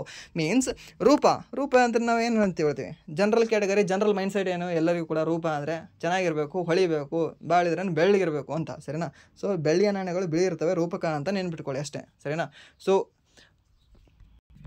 ಬಟ್ ಒಂದು ಗೊತ್ತಿರಲಿ, white is not a main factor of beauty. Okay, so white ಆಗಿತ್ತು ಅಂತಂದರೆ ಮಾತ್ರ ಬ್ಯೂಟಿ ಅಂತ ಅಲ್ಲ, ಲಕ್ಷಣ ಇತ್ತು ಅಂದರೆ ಬ್ಯೂಟಿ. ಸರಿನಾ, ಮನಸ್ಸು ಕ್ಲೀನ್ ಆಗಿತ್ತು ಅಂದರೆ ಕೂಡ ಬ್ಯೂಟಿ. ಬಟ್ ಮನಸ್ಸು ಕ್ಲೀನ್ ಆಗಿತ್ತು ಅಂದರೆ ಬ್ಯೂಟಿ ಅನ್ನೋದಕ್ಕಿಂತ ಒಂದು ಹೇಳೋದಕ್ಕಿಂತ ಮುಂಚೆ ಸ್ಪೆಷಲಿ ಏನು ಅಂದರೆ ಮುಖದಲ್ಲಿ ಲಕ್ಷಣ. ಸರಿನಾ, ಸೊ ಅವರು ನೋಡೋಕ್ಕೆ ಯಾವ್ದು ಬೇಕಾದ ಕಲರ್ ಇರಲಿ, ಸರಿನಾ, ಅಥವಾ ಅವರು ಬ್ಲ್ಯಾಕ್ ಕಲರ್ ಇರಲಿ. ಸೊ ಹಾಗೆ ನೋಡಿದ್ರೆ ಬಿಳಿ ಮಾತ್ರ ಇವಾಗ ಬ್ಯೂಟಿ ಅಂತ ಏನಾದರೂ ನಾವು ಹೇಳೋ ಥರ ಆಗ್ತಾಯಿತ್ತು ಅಂದರೆ ಇಲ್ಲಿವರೆಗೂ ಯಾರೂ ಕೂಡ ಆಫ್ರಿಕಾದಿಂದ ಮಿಸ್ ವರ್ಲ್ಡ್ ಮತ್ತು ಮಿಸ್ ಯೂನಿವರ್ಸ್, ಅದಾದ ನಂತರ ಮಿಸ್ ಅರ್ತ್ ಆಗ್ತಾನೆ ಇರಲಿಲ್ಲ, ಮಿಸ್ಸಸ್ ಯೂನಿವರ್ಸ್ ಆಗ್ತಾನೆ ಇರಲಿಲ್ಲ, ಮಿಸ್ಸಸ್ ವರ್ಲ್ಡ್ ರೀಸೆಂಟಾಗಿ ಆಗಿದ್ದಾರೆ. ಯಾರಾಗಿದ್ದಾರೆ? ಈ ಒಂದು ಸೌತ್ ಆಫ್ರಿಕಾದವರು ಆಗಿದ್ದಾರೆ. ಸರಿನಾ, ಮೀನ್ಸ್ ಆ ಒಬ್ಬರು ಮಹಿಳೆ ಆಗ್ತಾನೆ ಇರಲಿಲ್ಲ. ಯಾಕೆ ಆಗ್ತಾಯಿದ್ರು? ಸೊ ಎಲ್ಲಿದೆ? ಲಕ್ಷಣದಲ್ಲಿದೆ. ಸರಿನಾ, ಆ ಒಂದು ಸ್ಟೈಲ್ ಇದೆ. ಆ ಸ್ಟೈಲಲ್ಲಿ ನಾವು ಬ್ಯೂಟಿ ಇದೆ ಅಂತ ಹೇಳ್ತೀವಿ ಹೊರತು ಜಸ್ಟ್ ಒಂದು ಕಲರಲ್ಲಿ ನಾವು ಬ್ಯೂಟಿ ಇದೆ ಅಂತ ಹೇಳೋಕ್ಕಾಗಲ್ಲ. ಸರಿನಾ, ಸೊ ಆ ರೀತಿ ಬ್ಯೂಟಿ ಅಂತ ನೋಡೋದಾದರೆ ನಮ್ಮ ಇಂಡಿಯನ್ಸ್ ಯಾರು ಕೂಡ ಬ್ಯೂಟಿಯಾಗಿ ಇಲ್ಲವೇ ಇಲ್ಲ. ನೋ ಒನ್, ಇವನ್ ಫಿಲ್ಮ್ ಆ್ಯಕ್ಟರ್ಸ್ ಹಿಡ್ಕೊಂಡು. ಸರಿನಾ, ಹಾಗೆ ನೋಡಿದ್ರೆ ಈ ಒಂದು ಏನು ಯುರೋಪಿಯನ್ ದೇಶಗಳಿದೆ ಅಲ್ವಾ, ಯುರೋಪಿಯನ್ ದೇಶರು ಎಲ್ಲದಕ್ಕಿಂತ ಅತಿ ಹೆಚ್ಚು ಬ್ಯೂಟಿಫುಲ್ ಆಗಿರ್ತಕ್ಕಂಥ ಪರ್ಸನ್ಗಳು. ಸರಿನಾ, ಬ್ಯೂಟಿಫುಲ್ ಮತ್ತು ಹ್ಯಾಂಡ್ಸಮ್ ಆಗಿರ್ತಕ್ಕಂಥ ಪರ್ಸನ್ಗಳಿದ್ದಾರೆ ಅವರಲ್ಲಿ. ಸೊ ಹಾಗೆ ಕಂಪೇರ್ ಮಾಡಿದ್ರೆ. ಸರಿನಾ, ಸೊ ಅದಕ್ಕೆ ಅಂಶಗಳು ಬೇರೆ ರೀತಿ ನಾವು ಹೇಳ್ಬೋದೇನೋ, ಬೇರೆ ರೀತಿ. ಬಟ್ ಇಲ್ಲಿ ರೂಪಕ ಅಂತಂದರೆ ಏನು ಅಂತ ನೋಡಿದ್ರೆ ಬೆಳ್ಳಿಯ ನಾಣ್ಯಗಳು ಅಂತ ಗೊತ್ತಿರಲಿ. ಸರಿನಾ, ಇದು ಗೊತ್ತಿರಲಿ, ನೆನಪಿಟ್ಕೊಳ್ಳಿ. ಕೇಳ್ತಾನೆ ನಿಮಗೆ ಯಾವುದು ಈ ನಾಣ್ಯಗಳ ಬಗ್ಗೆ. ಮತ್ತು ಟಂಕ ಜಿತಾಲ್ ಯಾರು ಹೊರಡಿಸಿದ್ರು? ಈ ಒಂದು ಇಲ್ತಮಿಶ್ ಹೊರಡಿಸ್ತಾನೆ. ಸರಿನಾ, ಟಂಕ ಮತ್ತು ಜಿತಾಲ್ ಅನ್ನೋದು. ಈ ಜಿತಾಲ್ ಅನ್ನೋದು ತಾಮ್ರದ ನಾಣ್ಯ ಆಗಿದ್ರೆ ಈ ಒಂದು ಟಂಕ ಅನ್ನೋದು ನಿಮಗೆ ಬೆಳ್ಳಿಯ ನಾಣ್ಯ ಕೂಡ ಕಂಡು ಬರುತ್ತೆ. ಸರಿನಾ, ಅದು ಕೂಡ ನಿಮಗೆ ಕೇಳ್ಬೋದು. ಟಂಕ ಅನ್ನೋದು ಯಾವ ಒಂದು ನಾಣ್ಯ, ಮತ್ತು ಜಿತಾಲ್ ಅನ್ನೋದು ಯಾವ ನಾಣ್ಯ, ಯಾರು ಹೊರಡಿಸಿದ್ರು, ಯಾವ ಒಬ್ಬ ದೊರೆ ಹೊರಡಿಸಿದ್ದ, ಅದು ಯಾವ ಒಂದು ವಂಶಕ್ಕೆ ಸಂಬಂಧ ಹೊಂದಿದ್ದವನು, ಗುಲಾಮಿ ವಂಶಕ ಅಥವಾ ಇಲ್ವಾ, ರಿಯಲ್ ಗುಲಾಮಿ ಫೌಂಡ್ರಾ ಅಥವಾ ಇಲ್ವಾ, ಈ ರೀತಿ ಎಲ್ಲವೂ ಕೂಡ ಕೇಳ್ಬೋದು. ಅದನ್ನು ನೆನ್ಪಿಟ್ಕೊಳ್ಳಿ. ಸರಿನಾ, ಸೊ ಹಾಗೆ ನೆಕ್ಸ್ಟ್ ಪ್ರಶ್ನೆ ಏನಿದೆ ಅಂತ ನೋಡೋದಾದರೆ ರುದರ್ಫೋರ್ಡ್ ಅವರ ಪರಮಾಣುವಿನ ಬೈಜಿಕ ಮಾದರಿಯು ನ್ಯೂಕ್ಲಿಯಸ್ನ ಸುತ್ತುವ ವೇಗವರ್ಧಿತ ಎಲೆಕ್ಟ್ರಾನ್ಗಳು ನ್ಯೂಕ್ಲಿಯಸ್ನಲ್ಲಿ ಡ್ಯಾಶ್ ಆಗಿರುವುದರಿಂದ ಪರಮಾಣು ಅಸ್ಥಿರವಾಗಿರುತ್ತದೆ ಎಂದು ಊಹಿಸುತ್ತದೆ. ಸುರುಳಿಯಾಕಾರ ಇರುವುದರಿಂದ ಅವು ಪರಮಾಣು ಅಸ್ಥಿರವಾಗಿರುತ್ತದೆ ಎಂದು ನಾವು ಹೇಳ್ಬೋದು, ಊಹಿಸಬಹುದು. ಸರಿನಾ? ಯಾವುದು? ಸುರುಳಿಯಾಕಾರ ಇರೋದ್ರಿಂದ, ಸ್ಪೈರಲ್ ಶೇಪ್ ಇರೋದ್ರಿಂದ. ಹಾಗೆ ನೆಕ್ಸ್ಟ್ ಪ್ರಶ್ನೆ ಏನಿದೆ ಅಂತ ನೋಡಿದ್ರೆ 2024 ಮತ್ತು 25 ಹಣಕಾಸು ವರ್ಷದಲ್ಲಿ ಕೇಂದ್ರ ಸರ್ಕಾರದ ಒಟ್ಟು ಬಜೆಟ್ನ ಶೇಕಡ ಎಷ್ಟು ಭಾಗವನ್ನು ರಕ್ಷಣಾ ಕ್ಷೇತ್ರಕ್ಕೆಂದು ಮೀಸಲಿಡಲಾಗಿದೆ? ರಕ್ಷಣಾ ಕ್ಷೇತ್ರಕ್ಕೆ ಎಷ್ಟು ಪರ್ಸೆಂಟೇಜ್ ಮೀಸಲಿಡಲಾಗಿದೆ? ಎಷ್ಟು ಇಡಲಾಗಿದೆ ಅಂತ ನೋಡಿದ್ರೆ 13.04% ಈ ಒಂದು ರಕ್ಷಣಾ ಕ್ಷೇತ್ರಕ್ಕೆ ಮೀಸಲಿಡಲಾಗಿದೆ. ಯಾವ ಒಂದು ಬಜೆಟಲ್ಲಿ? 2024 ಮತ್ತು 25 ಬಜೆಟ್ನಲ್ಲಿ. ಸರಿನಾ? ಯಾವಾಗ ನಡೆದಿತ್ತು? ಇದು ಜೂನ್ 22ನೇ ತಾರೀಕಿನಂದು ಬಜೆಟ್ ನಡೆದಿದೆ. ಹಾಗೆ ನೆಕ್ಸ್ಟ್ ಪ್ರಶ್ನೆ ಏನಿದೆ ಅಂತ ನೋಡೋದಾದ್ರೆ ಭಾರತದ ಮಾನಕ ಮಧ್ಯಾಹ್ನ ರೇಖೆ ಅಥವಾ ಸ್ಟ್ಯಾಂಡರ್ಡ್ ಮೆರಿಡಿಯನ್ ಯಾವುದು ಅಂತ ಕೇಳಿದ್ದಾನೆ. ಸ್ಟ್ಯಾಂಡರ್ಡ್ ಮೆರಿಡಿಯನ್ ಯಾವುದು? 82.5 ಅಲ್ವಾ? 82.5 ರೇಖಾಂಶ ಅಂತ ಹೇಳ್ತೀವಿ ನಾವು. 82.5 ರೇಖಾಂಶ ಯಾವ ಒಂದು ರಾಜ್ಯದಲ್ಲಿ ಹಾದು ಹೋಗಿದೆ? ಟೋಟಲಿ 5 ರಾಜ್ಯಗಳಲ್ಲಿ ಹಾದು ಹೋಗಿದೆ. ಸ್ಪೆಸಿಫಿಕ್ ಆಗಿ ನಾವು ಏನಾದರೂ ಹೇಳೋದಾದರೆ ಅಲಹಾಬಾದ್ ಅಂತ ಹೇಳ್ತೀವಿ. ಸರಿನಾ? ಅಥವಾ ಮಿರ್ಜಾಪುರ. ಇನ್ನೂ ಸ್ಪೆಸಿಫಿಕ್ ಆಗಿ ಹೇಳೋದಾದರೆ ಮಿರ್ಜಾಪುರ ಎಂಬ ಊರಿನ ಮೇಲೆ, ಮಿರ್ಜಾಪುರ ಸಿರೀಸ್ ಅಲ್ಲ ಇದು, ನಾನು ಹೇಳ್ತಾ ಇರೋದು ವೆಬ್ ಸೀರೀಸ್. ಮಿರ್ಜಾಪುರ ಎಂಬ ಒಂದು ಊರು ಕಂಡು ಬರುತ್ತೆ ಎಲ್ಲಿ? ಈ ಉತ್ತರ ಪ್ರದೇಶದಲ್ಲಿ. ಆ ಮಿರ್ಜಾಪುರ ಊರಿನ ಮೇಲೆ ಈ ಒಂದು ಸ್ಟ್ಯಾಂಡರ್ಡ್ ಮೆರಿಡಿಯನ್ ಅಥವಾ IST ಹಾದು ಹೋಗಿದೆ. ಸರಿನಾ? ಇಂಡಿಯನ್ ಸ್ಟ್ಯಾಂಡರ್ಡ್ ಟೈಮ್ ಅಂತ ನಾವು ಹೇಳ್ತೀವಿ ಅದನ್ನು. ಸೊ ಯಾವುದನ್ನು? ಈ ಒಂದು ಸ್ಟ್ಯಾಂಡರ್ಡ್ ಮೆರಿಡಿಯನ್ನ ಯಾವುದನ್ನು? ಈ ಒಂದು 82.5 ಪೂರ್ವ ರೇಖಾಂಶವನ್ನು. ಸರಿನಾ? ಪೂರ್ವ ಮತ್ತು ಪಶ್ಚಿಮ, ಇಲ್ಲಿ ವೆಸ್ಟು ಏನಾದರೂ ಕೊಟ್ಟರೆ ಅಲ್ಲಿ ಕನ್ಫ್ಯೂಷನ್ ಆಗ್ತದೆ. ವೆಸ್ಟು ಮತ್ತು ಈಸ್ಟ್ ಎರಡು ಬರ್ತವೆ. ಸರಿನಾ? ರೇಖಾಂಶಗಳಲ್ಲಿ ವೆಸ್ಟು ಈಸ್ಟ್ ಎರಡೇ ಬರ್ತವೆ. ಮತ್ತು ನಾರ್ತ್ ಸೌತ್ ಅದನ್ನು ಹಾಕಬೇಡಿ. ಮತ್ತು ನಾರ್ತ್ ಸೌತು ಅಕ್ಷಾಂಶಗಳು ಕಂಡು ಬರ್ತವೆ. ಸರಿನಾ? ಸೊ ಅಕ್ಷಾಂಶಗಳು ಕಂಡು ಬರ್ತವೆ. ಸೊ ಇಲ್ಲಿ ನಾರ್ತ್ ಸೌತ್ ಅಂತ ಬರೋದೇ ಇಲ್ಲ, ಬಟ್ ಇಲ್ಲಿ ಬರೋದು ಯಾವುದು ಅಂದರೆ ಈಸ್ಟ್ ಬರುತ್ತೆ. ಸರಿನಾ? ಸೊ ಯಾಕೆ ಅಂದರೆ ಲಂಡನ್ ಇಲ್ಲಿ ಹಾದು ಹೋಗಿದೆ ಅಂದರೆ, ಲಂಡನ್ ಇಲ್ಲಿದೆ ಅಂದರೆ 0 ಒಂದು ರೇಖಾಂಶದಿಂದ ನಮ್ಮದು ಪೂರ್ವಕ್ಕಿದೆ ದೇಶ. ಸೊ ಅದಕ್ಕೆ ನಮ್ದು ಏನು ಅಂತ ನಾವು ಹೇಳ್ತೀವಿ? 82.5 ಪೂರ್ವ ರೇಖಾಂಶ ಅಂತ ನಾವು ಹೇಳ್ತೀವಿ. ನೆನ್ಪಿಟ್ಕೊಳ್ಳಿ, ಕೇಳ್ಬೋದು ನಿಮಗೆ. ಹಾಗೆ ನೆಕ್ಸ್ಟ್ ಪ್ರಶ್ನೆ ಏನಿದೆ ಅಂತ ನೋಡಿದ್ರೆ ಭಾರತ ಸಂವಿಧಾನದಲ್ಲಿ ಮೂಲಭೂತ ಕರ್ತವ್ಯಗಳು ಎಲ್ಲಿಂತಂದ್ರಿ? USSR means Russia. ಸರಿ, ರಷ್ಯಾ ದೇಶದಿಂದ ತಂದಿದ್ದಾರೆ ಇದನ್ನು. ರಷ್ಯಾ ದೇಶದಿಂದ ಈ ಒಂದು ಮೂಲಭೂತ ಕರ್ತವ್ಯಗಳನ್ನು ತಂದಿದ್ದಾರೆ. ಯಾವಾಗ ತಂದಿದ್ದಾರೆ ಅಂತ ನೋಡಿದ್ರೆ 1976ರಲ್ಲಿ ಸರ್ದಾರ್ ಸ್ವರ್ಣ ಸಿಂಗ್ ಸಮಿತಿಯವರು ಶಿಫಾರಸನ್ನ ಮಾಡ್ತಾರೆ. ಟೋಟಲಿ 8 ಮಾಡ್ತಾರೆ. 8ರಲ್ಲಿ 2 ಬೇಡ ಅಂತ ಇವ್ರು ಹೇಳ್ತಾರೆ. ರಿಮೈನಿಂಗ್ 6 ಉಳಿತವೆ. 6ರಲ್ಲಿ ಇವ್ರನ್ನ ಒಂದು 4 ಸೇರಿಸಿ ಟೋಟಲಿ 10 ಮೂಲಭೂತ ಕರ್ತವ್ಯಗಳನ್ನು 1976ರಲ್ಲಿ ಸೇರ್ಪಡೆ ಮಾಡ್ತಾರೆ. ಮುಂದೆ 2002ರಲ್ಲಿ ಮತ್ತೆ ಮನಸ್ಸು ಬರೋದಿಲ್ಲ, ಇನ್ನೊಂದು ಸೇರ್ಪಡೆ ಮಾಡಬೇಕು ಅಂತ ಮನಸ್ಸು ಬರ್ತದೆ. ಸೊ ಅದಕ್ಕೆ ಏನು ಮಾಡ್ತಾರೆ? 2002ರಲ್ಲಿ ಮತ್ತೊಂದು ತಿದ್ದುಪಡಿ ಮಾಡ್ತಾರೆ, 86ನೇ ತಿದ್ದುಪಡಿ. ಆ 86ನೇ ತಿದ್ದುಪಡಿ ಮಾಡಿ ಮತ್ತೆ ಈ ಒಂದು 11ನೇ ಮೂಲಭೂತ ಕರ್ತವ್ಯವಾದ 6ರಿಂದ 14 ವರ್ಷದ ಮಕ್ಕಳಿಗೆ ಶಿಕ್ಷಣವನ್ನು ಕೊಡಿಸೋದು ಪೋಷಕರ ಕರ್ತವ್ಯ ಅಂತ ಸೇರ್ಪಡೆ ಮಾಡ್ತಾರೆ. ಸೊ ಸಿಂಪಲ್ ಇಷ್ಟೇ. ಟೋಟಲಿ ಮೂಲಭೂತ ಕರ್ತವ್ಯಗಳು ಎಷ್ಟಿದಾವೆ ಅಂದರೆ 11 ಮೂಲಭೂತ ಕರ್ತವ್ಯಗಳಿದಾವೆ. ಏನಾದರೂ ಮೂಲಭೂತ ಕರ್ತವ್ಯನ ನಾನು ಪಾಲನೆ ಮಾಡಲಿಲ್ಲ ಅಂದರೆ ನನಗೆ ಜೈಲಿಗೆ ಎದುರು ಹಾಕಬಹುದು, ಹಾಕದೇನೂ ಇರಬಹುದು. ಸರಿನಾ? ಬಟ್ ಸ್ಪೆಸಿಫಿಕ್ ರೂಲ್ ಇಲ್ಲ, ಇದನ್ನು ನೀನು ಮಾಡಲೇಬೇಕು ಅಂತ. ಹಾಗೆ ನೆಕ್ಸ್ಟ್ ಪ್ರಶ್ನೆ ಏನಿದೆ ಅಂತ ನೋಡಿದ್ರೆ ಸುಸ್ಥಿರ ಅಭಿವೃದ್ಧಿ ಗುರಿಗಳು SDGs ಯಾವ ಒಂದು ವರ್ಷದ ವೇಳೆಗೆ ಯಾರನ್ನೂ ಬಿಟ್ಟು ಬಿಡದೆ ಎಷ್ಟರಲ್ಲಿ ಇದನ್ನು ಸಕ್ಸಸ್ ಮಾಡಬೇಕು ಅಂತ 2030ರವರೆಗೆ ಎಲ್ಲಿ ಯಾವಾಗ ಸ್ಟಾರ್ಟ್ ಮಾಡಿದರೆ ಇದನ್ನು 2015ರಿಂದ 2030ರವರೆಗೂ ಇದನ್ನು ಟೆನ್ಯೂರ್ ಹಾಕಿದ್ದಾರೆ. ಸರಿನಾ? 2015ರಿಂದ 2030ರವರೆಗೂ ಈ ಒಂದು SDGಯನ್ನು ನಾವು ಕಂಪ್ಲೀಟ್ ಮಾಡಬೇಕು ಅಂತ ಇದೆ. ಸರಿನಾ? SDGಯಲ್ಲಿ ರೀಸೆಂಟಾಗಿ ನಮ್ಮ ಇಂಡಿಯಾದ ರ್ಯಾಂಕ್ ಎಷ್ಟಿದೆ? 99ನೇ ರ್ಯಾಂಕ್ ಇದೆ. ಸೊ ಇದು ನಿಮಗೆ ರೀಸೆಂಟ್ ಆಗಿರ್ತಕ್ಕಂಥ ಒಂದು ಕರೆಂಟ್ ಅಫೇರ್ಸ್ ಅಪ್ಡೇಟು. ಇದನ್ನು ಕೇಳ್ಬೋದು ನಿಮಗೆ. ಈ ಪ್ರಶ್ನೆ ನೆನ್ಪಿಟ್ಕೊಳ್ಳಿ ಅಷ್ಟೇ. ಬಟ್ ಈ ಒಂದು ಸಸ್ಟೈನೇಬಲ್ ಡೆವಲಪ್ಮೆಂಟ್ ಏನು ಗೋಲ್ಗಳಿದಾವಲ್ವ, 17 ಗೋಲ್ಗಳಲ್ಲಿ ನಿಮಗೆ ಒಂದು ಟಾಪ್ 6 ಗೋಲ್ಗಳಾದರೂ ನಿಮ್ಗೆ ಗೊತ್ತಿರಬೇಕು. ಮೊದಲೇದು ಯಾವುದು? ಬಡತನ. ಎರಡನೇದು ಯಾವುದು ನಿಮಗೆ? ಹಸಿವು. ಸೊ ಈ ರೀತಿ ನಿಮಗೆ ಗೊತ್ತಿರಬೇಕು. ಸರಿನಾ? ಸೊ ಇದು ಇಂಪಾರ್ಟೆಂಟ್ ಆಗುತ್ತೆ. ಇಂಪಾರ್ಟೆಂಟ್ ಇರೋದನ್ನು ನೀವು ನೋಡ್ಕೊಳ್ಳಿ. ಸೊ ಇದನ್ನು ಆಲ್ರೆಡಿ ಟೆಲಿಗ್ರಾಮ್ ಗ್ರೂಪಲ್ಲಿ ಅದರ ಫೋಟೋ ಕೂಡ ಹಾಕಿದ್ದೀನಿ. 17 ಸಸ್ಟೈನೇಬಲ್ ಡೆವಲಪ್ಮೆಂಟ್ ಏನಿದಾವಲ್ವ ಆ ಗುರಿಗಳ ಒಂದು ಫೋಟೋ, ಅದು ನೀವು ನೋಡ್ಕೊಳ್ಳಿ. ಬಟ್ ಕೇಳಿದ್ದಾನೆ ಇಲ್ಲಿ 6ನೇದು ಯಾವುದು, 7ನೇದು ಯಾವುದು, ಮತ್ತು 3ನೇದು ಯಾವುದು, ಈ ರೀತಿ ಕೇಳಿದ್ದಾನೆ. ಸೊ ಸ್ಪೆಸಿಫಿಕ್ಕಾಗಿ ನಿಮಗೆ ಇದು ಇಷ್ಟನೇದೇ ಇದೆ ಗೋಲ್ ಅಂತ ನಿಮ್ಗೆ ಗೊತ್ತಿರಲಿ. ಹಾಗೆ ನೆಕ್ಸ್ಟ್ ಪ್ರಶ್ನೆ ಏನಿದೆ ಅಂತ ನೋಡಿದ್ರೆ 1956ರಲ್ಲಿ ಯಾವ ಪಂಚವಾರ್ಷಿಕ ಯೋಜನೆಯು ಉಕ್ಕಿನಂತಹ ಬೃಹತ್ ಕೈಗಾರಿಕೆಗಳ ಅಭಿವೃದ್ಧಿ ಮತ್ತು ದೊಡ್ಡ ಅಣೆಕಟ್ಟುಗಳ ನಿರ್ಮಾಣದ ಮೇಲೆ ಕೇಂದ್ರೀಕರಿಸಿತ್ತು? ಯಾವುದ್ರಿ? 1956 ಅಂದರೆ 2ನೇ ಪಂಚವಾರ್ಷಿಕ ಯೋಜನೆ ತಾನೇ. ಏನಾದರೂ ನಿಮಗೆ 54 ಕೊಟ್ಟಿದ್ದ ಅಂದರೆ ಆವಾಗ ಮೊದಲನೇ ಪಂಚವಾರ್ಷಿಕ ಯೋಜನೆ ಆಗಿತ್ತು. ಅದಾದರೆ ಏನಾದರೂ 1982ನೇದು ಕೊಟ್ಟಿದ್ದ ಅಂದರೆ ನಿಮಗೆ ಏನಾಗಿರ್ತಿತ್ತು? 1982 ಕೊಟ್ಟಿದ್ದ ಅಂದರೆ ನಿಮಗೆ 6ನೇ ಪಂಚವಾರ್ಷಿಕ ಯೋಜನೆ ಆಗಿರೋದು ಅಷ್ಟೇ, ಸಿಂಪಲ್. ಹಾಗೆ ನೆಕ್ಸ್ಟ್ ಪ್ರಶ್ನೆ ಏನಿದೆ ಅಂತ ನೋಡಿದ್ರೆ 1920ರಲ್ಲಿ ಯಾವ ಒಂದು ಚಳುವಳಿ ನಡೆದಿದೆ? ಅಸಹಕಾರ ಚಳುವಳಿ ನಡೆದಿದೆ. ಸರಿನಾ? ಇಲ್ಲಿ ಕ್ವಶನ್ ಓದ್ಕೊಳ್ಳೋಣ. ಇಲ್ಲಿ ಮಾಹಿತಿ ಇದೆ. 1920ರಲ್ಲಿ ಯಾವ ಚಳುವಳಿಯ ಸಂದರ್ಭದಲ್ಲಿ ಪಶ್ಚಿಮ ಗೋದಾವರಿಯಲ್ಲಿ ಮಹಾತ್ಮ ಗಾಂಧೀಜಿಯವರು ವಿದೇಶಿ ವಸ್ತ್ರಗಳನ್ನು ಬಹಿಷ್ಕರಿಸುವಂತೆ ಕರೆ ನೀಡಿದರು? ಅಲ್ಲಿ ಏನೋ ಒಂದು ಕರೆ ನೀಡುತ್ತಾರೆ ಅಂತ ಗೊತ್ತಿರಲಿಲ್ಲ ನಮಗೆ. ಸರಿನಾ? ಯಾವುದು? ವಿದೇಶಿ ವಸ್ತ್ರಗಳನ್ನು ಬಹಿಷ್ಕರಿಸುವಂತೆ ಕರೆ ನೀಡುತ್ತಾರೆ. ಹಾಗೆ ಎಲ್ಲಿ ನೀಡ್ತಾರೆ ಅಂತ ನೋಡಿದ್ರೆ ಈ ಒಂದು ಪಶ್ಚಿಮ ಗೋದಾವರಿಯಲ್ಲಿ, ಗೋದಾವರಿ ತೀರದ ಒಂದು ಪಶ್ಚಿಮ ಭಾಗದಲ್ಲಿ ಅಲ್ಲಿ ಇದನ್ನು ಕರೆಯನ್ನು ನೀಡ್ತಾರೆ. ಯಾರು? ಮಹಾತ್ಮ ಗಾಂಧೀಜಿಯವರು. ಹಾಗೆ ನೆಕ್ಸ್ಟ್ ಪ್ರಶ್ನೆ ಏನಿದೆ? ನಾಗರಿಕ ಅಸಹಕಾರಕ್ಕೆ ಮತ್ತು ನಾಗರಿಕ ನಾಗರಿಕ ಅಸಹಕಾರಕ್ಕೆ ಕನ್ಫ್ಯೂಷನ್ ಮಾಡ್ಕೋಬೇಡಿ. ನಾಗರಿಕ ಅಸಹಕಾರ ದಂಡಿ ಚಳವಳಿ 1930ರಲ್ಲಿ ನಡೆದಿರೋದು. ಜಸ್ಟ್ ನಿಮಗೆ ಅಸಹಕಾರ ಚಳವಳಿ 1920ರಲ್ಲಿ ನಡೆದಿರತಕ್ಕಂತಹ ಚಳವಳಿ ಇದು, ಸರಿನಾ. ಗದ್ದರ್ ಚಳವಳಿ 1914ರಲ್ಲಿ ನಡೀತದೆ. ಎಲ್ಲಿ ನಡೀತದೆ? ಸ್ಯಾನ್ ಫ್ರಾನ್ಸಿಸ್ಕೋದಲ್ಲಿ ನಡೀತದೆ. ಹಾಗೆ ಕ್ವಿಟ್ ಇಂಡಿಯಾ ಚಳವಳಿ 1942ರಲ್ಲಿ ನಡೀತದೆ, ಸರಿನಾ. ಇದು ಕೂಡ ಇಂಪಾರ್ಟೆಂಟ್ ಅಂತ ನೆನ್ಪಿಟ್ಕೊಳ್ಳಿ. ಅದಾದ ನಂತರ ನೆಕ್ಸ್ಟ್ ಪ್ರಶ್ನೆ ಏನಿದೆ ಅಂತ ನೋಡಿದ್ರೆ, ಮಹಾತ್ಮ ಗಾಂಧೀಜಿ ರಾಷ್ಟ್ರೀಯ ಗ್ರಾಮೀಣ ಉದ್ಯೋಗ ಖಾತ್ರಿ ಯೋಜನೆಯ ಗುರಿ ಏನು? ಏನಿಲ್ಲ, 100 ದಿನಗಳ ಕಾಲ ಎಲ್ಲರಿಗೂ ಕೂಡ ಉದ್ಯೋಗ ಕೊಡಬೇಕು ಅಂತ ಗುರಿ ಇದೆ ರೀ. ಇದು ಇಂಥ ದೊಡ್ಡದು ಸ್ಕೀಮ್ ಇದೆ. ಇದು ಮಹಾತ್ಮ MG ನರೇಗಾ ಸ್ಕೀಮ್ ಅಂತ ನಾವು ಹೇಳ್ತೀವಿ. ಇಡೀ ಜಗತ್ತಿನಲ್ಲೇ ಅತಿ ಹೆಚ್ಚು ಒಳ್ಳೆಯದಿರತಕ್ಕಂಥ ಸ್ಕೀಮ್ ಯಾವುದು ಅಂದರೆ UN ಕಡೆಯಿಂದ ಯುನೈಟೆಡ್ ನೇಷನ್ನವರು ಇದ್ರೆ ಹೊಗಳಿದ ಸ್ಕೀಮ್ ಯಾವುದು ಅಂದರೆ ಈ ಒಂದು ಯಾವುದು ಎಲ್ಲಿ ಹೋಯ್ತದು MG ನರೇಗಾ ಸ್ಕೀಮ್, ಸರಿನಾ. ಬಟ್ ನಮ್ಮ ಕರ್ನಾಟಕದಲ್ಲಿ, ನಮ್ಮ ಭಾರತದಲ್ಲಿ ಇದನ್ನು ಎಷ್ಟು ಮಿಸ್ಯೂಸ್ ಆಗ್ತಾ ಇದೆ ಅಂದರೆ ನಿಜವಾಗ್ಲೂ ರೀ. ನಿಮಗೊಂದು ಫ್ರ್ಯಾಂಕಾಗಿ ಹೇಳೋದಾದರೆ 100 ದಿನದ ಕೆಲಸ ಏನಿದೆ ಅಲ್ವಾ, 100 ದಿನದ ಕೆಲಸ ಇಲ್ಲಿ ಯಾವುದು ಕೂಡ ನಡೆಯಲ್ಲ. ಇವನ್ ಹೇಳ್ಬೇಕಂದ್ರೆ 1 ದಿನದ ಕೆಲಸ ಕೂಡ ನಡೆಯಲ್ಲ. ನಮ್ಮೂರಲ್ಲೇ ಕೂಡ ಇದ್ರೆ ನೀವು ಹೇಳ್ಬೋದು, ಅಥವಾ ನಿಮ್ಮೂರಲ್ಲಿ ನೀವು ಏನಾದರೂ ಎಕ್ಸಾಂಪಲ್ ಕೊಟ್ಟರೆ ನಿಮ್ಮರಲ್ಲೂ ಕೂಡ ಇದ್ರೆ 100ಕ್ಕೆ 100 ಕೆಲಸ ನಡೆದಿರಲ್ಲ. ಹಾಗೇನಾದರೂ 100ಕ್ಕೆ 100 ನಡೆದಿದ್ರೆ ಇದು ಯಾವಾಗ ಸ್ಟಾರ್ಟ್ ಆಗಿದೆ? 2006ರಿಂದ ಇದು ಪ್ರಾರಂಭವಾಗಿದೆ. ಸೊ ಇಲ್ಲಿವರೆಗೂ ನೋಡೋದಾದರೆ ನಮ್ಮ ಊರುಗಳು, ಕೇರಿಗಳು, ಹಳ್ಳಿ ಎಲ್ಲವೂ ಕೂಡ ಹೆಂಗೆ ಅಂದರೆ ದುಬೈ ಇದ್ದಂಗೆ ಇರಬೇಕಾಗಿತ್ತು. ಯಾಕಂದರೆ ಅಷ್ಟು ಮಟ್ಟು ವರ್ಕರ್ಸ್, ಲೇಬರ್ಗಳ ಚಾರ್ಜ್ ಅಷ್ಟಿದೆ ಅಲ್ವಾ, ಮೀನ್ಸ್ ಲೇಬರ್ ಅಷ್ಟಿದೆ ಆಗ್ತಾರೆ ಅಲ್ವಾ. ಸೊ ಒಬ್ಬರಿಗೆ 100 ದಿನಗಳ ಕೆಲಸ ಅಂದರೆ 100 ಲೇಬರ್ ಲೆಕ್ಕ ಆಯ್ತಲ್ವಾ ಅಲ್ಲಿ. ಮೀನ್ಸ್ 100 ಲೇಬರ್ ಎಷ್ಟು ಮಾಡ್ಬೋದು ಕೆಲಸ ಜಸ್ಟ್ 1 ದಿನದಲ್ಲಿ? ಅಥವಾ ಈ ಒಬ್ಬ 100 ಲೇಬರ್ದು ವರ್ಕ್ ಮಾಡ್ತಾನೆ 100 ದಿನದಲ್ಲಿ. ಸೊ ಎಷ್ಟು ಮಾಡ್ಬೋದು? ಆಗ್ತಾಯಿಲ್ವಾ? ನೀವು ಇಲ್ಲಿ ರಾಯಚೂರಲ್ಲೆಲ್ಲ ನೋಡಿರ್ಬೋದು, ಮೊನ್ನೆ ನ್ಯೂಸ್ ಪೇಪರಲ್ಲಿ ಮಹಿಳೆಯರಿಗೂ ಕೂಡ ಮೀಸಲಾತಿ ಇದೆ ಇಲ್ಲಿ ಈ ಒಂದು MG ನರೇಗಾದಲ್ಲಿ, ಸರಿನಾ. ಇಂತಿಷ್ಟು ಮಹಿಳೆಯರಿಗೂ ಕೂಡ ನೀವು ಕೆಲಸ ಕೊಡಬೇಕು, ಜಸ್ಟ್ ಪುರುಷರಿಗೆ ಮಾತ್ರ ಅಲ್ಲ ಅಂತ. ಅಲ್ಲಿ ಪುರುಷರೇ ಸ್ಯಾರಿ ಉಟ್ಕೊಂಡು ನಿಂತಿದ್ದಾರೆ ರೀ, ಫೋಟೋ ತೆಗೆಸ್ಕೊಳ್ಳೋ ಸಲುವಾಗಿ. ಅವರೇ ಪಂಚಾಯತಿ ಮೆಂಬರ್ಗಳು ಅವರೇ ಹೇಳಿರ್ತಾರೆ, ಪಂಚಾಯತಿ ಮೆಂಬರ್ಗಳು, ಅಧ್ಯಕ್ಷರು ಅವರೇ ಹೇಳಿರ್ತಾರೆ, ಸ್ಯಾರಿ ಹಾಕೊಂಡು ನಿಂದ್ರು ನೀನೇಲೆ ಅಂತ. ಸೊ ನಿಂತಿರ್ತಾನೆ, ಫೋಟೋ ಹೊಡೆದಿರ್ತಾರೆ, ಫೋಟೋದಲ್ಲಿ ಸಿಕ್ಬಿದ್ದಾರೆ ಕಳ್ಳನ ಮಕ್ಕಳು, ಸರಿನಾ. ಸೊ ಹಿಡಿದು ಹೊಡಿಬೇಕು ಅವರಿಗೆ. ಸೊ ಈ ರೀತಿ ಮಾಡಿದಾಗಲೇ ಸ್ವಲ್ಪ ದೇಶ ಉದ್ಧಾರ ಆಗೋದು. ಸೊ ಇದನ್ನು ನೀವು ನೋಡ್ಕೊಳ್ಳಿ. ನೀವು ಬೇಕಾದರೆ ಕೆಲವೊಂದು ಊರುಗಳಲ್ಲಿ ಈ MG ನರೇಗಾ ಅವ್ರ ಹೆಸರಲ್ಲಿ ಇರುತ್ತೆ. ನಾನು ಕೂಡ ಒಬ್ಬ ನರೇಗಾ ಕಾರ್ಯಕರ್ತ ಇರ್ತೀನಿ, ಮೀನ್ಸ್ ನರೇಗಾದ ಒಬ್ಬ ಕೂಲಿ ಕಾರ್ಮಿಕ ಇರ್ತೀನಿ. ಬಟ್ ಅದು ನನಗೆ ಗೊತ್ತಿರಲ್ಲ. ನನ್ನ ಹೆಸರ ಮೇಲೆ ಒಂದು ಕಾರ್ಡು ಕೂಡ ಇರುತ್ತೆ, ನರೇಗಾ ಕಾರ್ಡ್ ಕೂಡ ಇರುತ್ತೆ, ಸರಿನಾ. ನರೇಗಾ ಕಾರ್ಡ್ ಕೂಡ ಇರುತ್ತೆ, ಬಟ್ ನನಗೆ ಗೊತ್ತೇ ಇರಲ್ಲ ನನ್ನ ಹೆಸರ ಮೇಲೆ ನರೇಗಾ ಕಾರ್ಡ್ ಇರುತ್ತೆ ಅಂತ. ಯಾವೊಬ್ಬ ಪಂಚಾಯತಿನಲ್ಲಿ ಒಬ್ಬ ಬರ್ತಾನೆ, ನನಗೆ ಪ್ರತಿ ಮಂತ್ ನಿನ್ನ ಅಕೌಂಟಿಗೆ ಇಷ್ಟು ದುಡ್ಡು ಬರ್ತದೆ, ಪ್ರತಿ ತಿಂಗಳಿಗೆ ಎಷ್ಟು ಒಂದು 349 ರೂಪಾಯಿ ಪ್ರಸ್ತುತ ಕೂಲಿ ಇದೆ ಇವಾಗ. 349 ಇದೆಯಲ್ಲ, 374 ಆಗಿದೆ ಇವಾಗ ಇನ್ನು ಮುಂದೆ. ಬಟ್ ಇಲ್ಲಿವರೆಗೂ ಎಷ್ಟಿತ್ತು ಅಂದರೆ 349 ಇತ್ತು ನಮ್ಮ ಕರ್ನಾಟಕದಲ್ಲಿ. 349 ಇದ್ದರೆ ಒಂದು ದಿನ ಕೂಲಿ ಬರ್ತದೆ. 349 × 100 ಎಷ್ಟಾಗುತ್ತೆ ನಿಮಗೆ? 34,000 ರೂಪಾಯಿ ಆಗುತ್ತೆ. 34,000 ರೂಪಾಯಿ ನಿನ್ನ ಅಕೌಂಟಿಗೆ ಬಂದಿದೆ. ಆ 34,000ದಲ್ಲಿ ಇದ್ರೆ ನೀನೊಂದು 10,000 ಇಟ್ಕೊಳ್ಳೋದೆಲ್ಲ ನನಗೆ ಕೊಡು. ಯಾಕಂದ್ರೆ ನೀನು ಕೆಲಸ ಮಾಡಿದವನು, ನಿಂದೊಂದು ಕಾರ್ಡ್ ಮಾಡಿಸೋ ನಾನು ಇದ್ದೀನಿ ಅಲ್ವಾ. ಸೊ ಆ ರೀತಿಯ ಸ್ಕ್ಯಾಮ್ಗಳಿದ್ದಾವೆ ಎಲ್ಲವೂ ಕೂಡ, ಸರಿನಾ. ಸೊ ಇದು ಎಲ್ಲವೂ ಕೂಡ ಕೆಳಗಿನ ಹುಳಗಳನ್ನೆಲ್ಲವೂ ಕೂಡ ತೆಗೆದ್ರೆ ದೇಶ ನಿಜವಾಗ್ಲೂ ಉದ್ಧಾರ ಆಗುತ್ತೆ. ಇಲ್ಲಿ ಕೆಳಗೆ ಜಾಸ್ತಿ ಹುಳಗಳಿರೋದ್ರಿಂದ, ಮೇಲ್ಗಡೆ ಕೂಡ ಜಾಸ್ತಿ ಹುಳಗಳಿರೋದ್ರಿಂದ ಗಿಡ ಯಾವತ್ತೂ ಕೂಡ ಮೇಲೆ ಚೆನ್ನಾಗಿ ಬೆಳೀತಾ ಇಲ್ಲ ಅದು.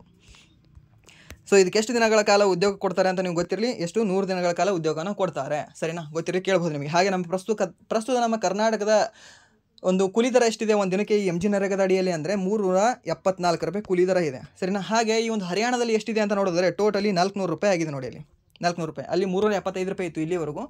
ಅದು ಇವಾಗ ಎಷ್ಟಾಗಿದೆ ಅಂದರೆ 400 ರೂಪಾಯಿ ಆಗಿದೆ. ಬಟ್ ನಮ್ಮಲ್ಲಿ ಎಷ್ಟಿತ್ತು ಅಂದರೆ 349 ರೂಪಾಯಿ ಇತ್ತು ಇಲ್ಲಿವರೆಗೂ. ಇವಾಗ ಎಷ್ಟಾಗಿದೆ ಅಂದರೆ 374 ರೂಪಾಯಿ ನಮ್ಮಲ್ಲಿ ಆಗಿದೆ, ಸರಿ, ನಮ್ಮ ಕರ್ನಾಟಕ ರಾಜ್ಯದಲ್ಲಿ. ಹಾಗೆ ಅತಿ ಕಡಿಮೆ ಒಂದು ಕೂಲಿ ದರ ಯಾವ ಒಂದು ರಾಜ್ಯದಲ್ಲಿ ಕಂಡುಬರುತ್ತೆ ಅಂದರೆ ನಿಮಗೆ ಅರುಣಾಚಲ ಪ್ರದೇಶದಲ್ಲಿ ಕಂಡುಬರುತ್ತೆ MG ನರೇಗಾದ ಅಡಿಯಲ್ಲಿ. ಸೊ ಪ್ರತಿ ರಾಜ್ಯಗಳು ಬೇರೆ ಬೇರೆ ಕೂಲಿಯನ್ನು ಹೊಂದಿದ್ದಾವೆ, ಸರಿನಾ. ಸೊ ನಿಮ್ಗೆ ಗೊತ್ತಿರ್ಬೋದು, ಈ ರೀತಿಯ ಪ್ರಶ್ನೆ ಕೇಳ್ತಾನೆ ನಿಮಗೆ.